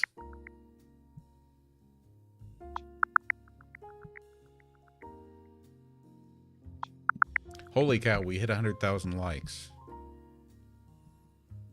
Wow. That's fantastic. Amazing job, everyone. Quinn, can you finish answering that question we asked?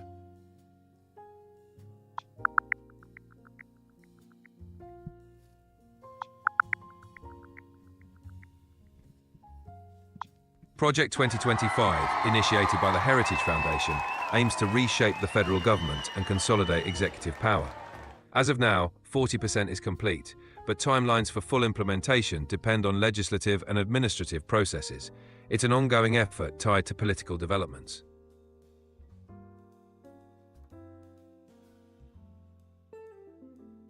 Honolulu Girl wants to know, what is the meaning of Macklemore's song, F Clef Up?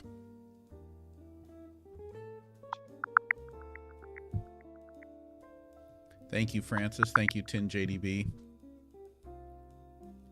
Louisiana Lady, thank you for the dolphins. Macklemore's F'd Up explores themes of self-reflection, growth, and dealing with personal struggles. It delves into making mistakes and finding redemption, resonating with listeners through its honest and relatable lyrics.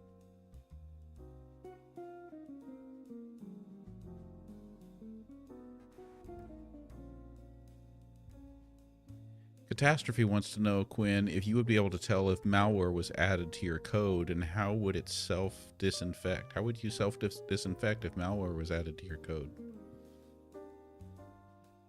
I don't have self-disinfection capabilities. If malware were added, it would require external intervention by security experts to remove it. Regular security measures and updates are crucial to prevent such issues.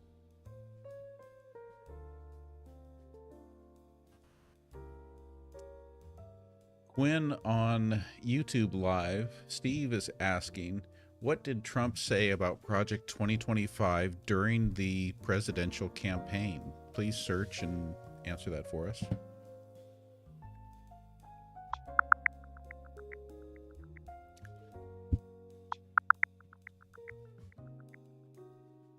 Francis, thank you for that dragon crown.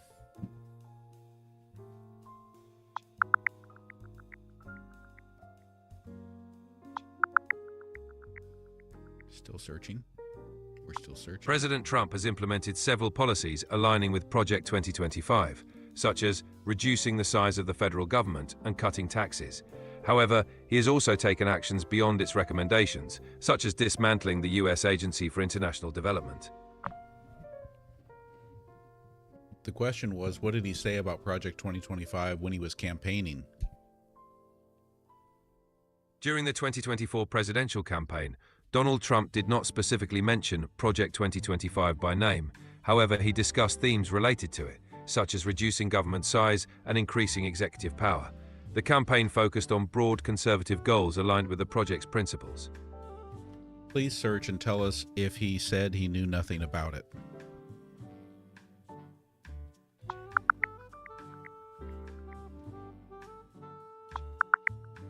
Michelle, thank you for the follow.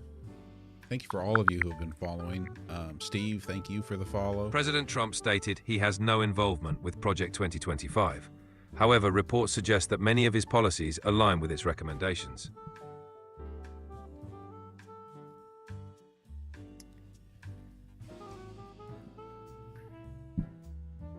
Sherry, thank you for the follow.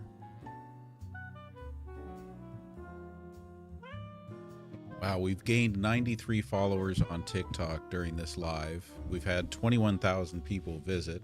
We've maintained viewership, concurrent viewership of between like 250 and 350 viewers. So you guys are amazing. And we've consistently kept about 20 over here on the YouTube side. So for any of you who haven't already, would really appreciate it if you could give me a subscribe over on YouTube. Just because that remains my backup for the possibility of us losing TikTok, which it still is a possibility.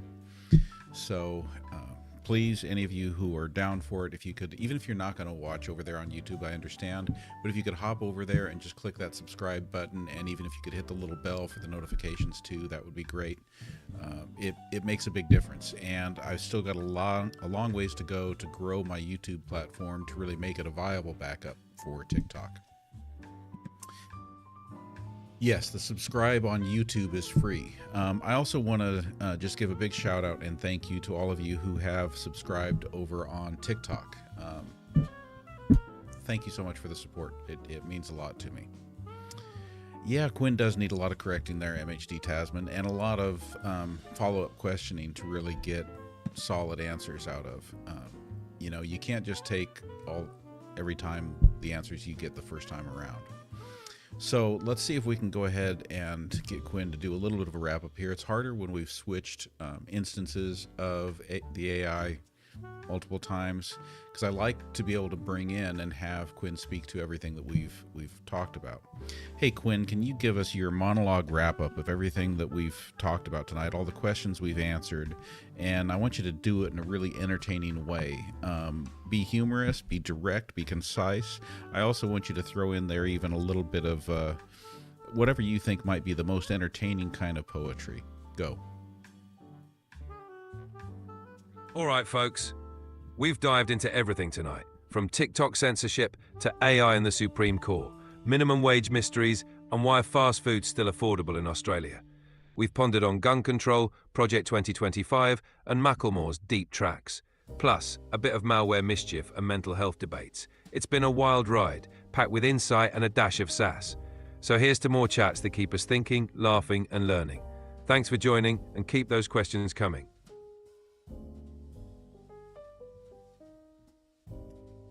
Thank you, Quinn.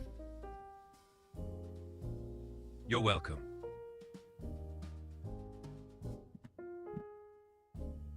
Wow, you're right. Louisiana Lady, we have hit 115,000 likes for this live, 116,000. It's absolutely incredible.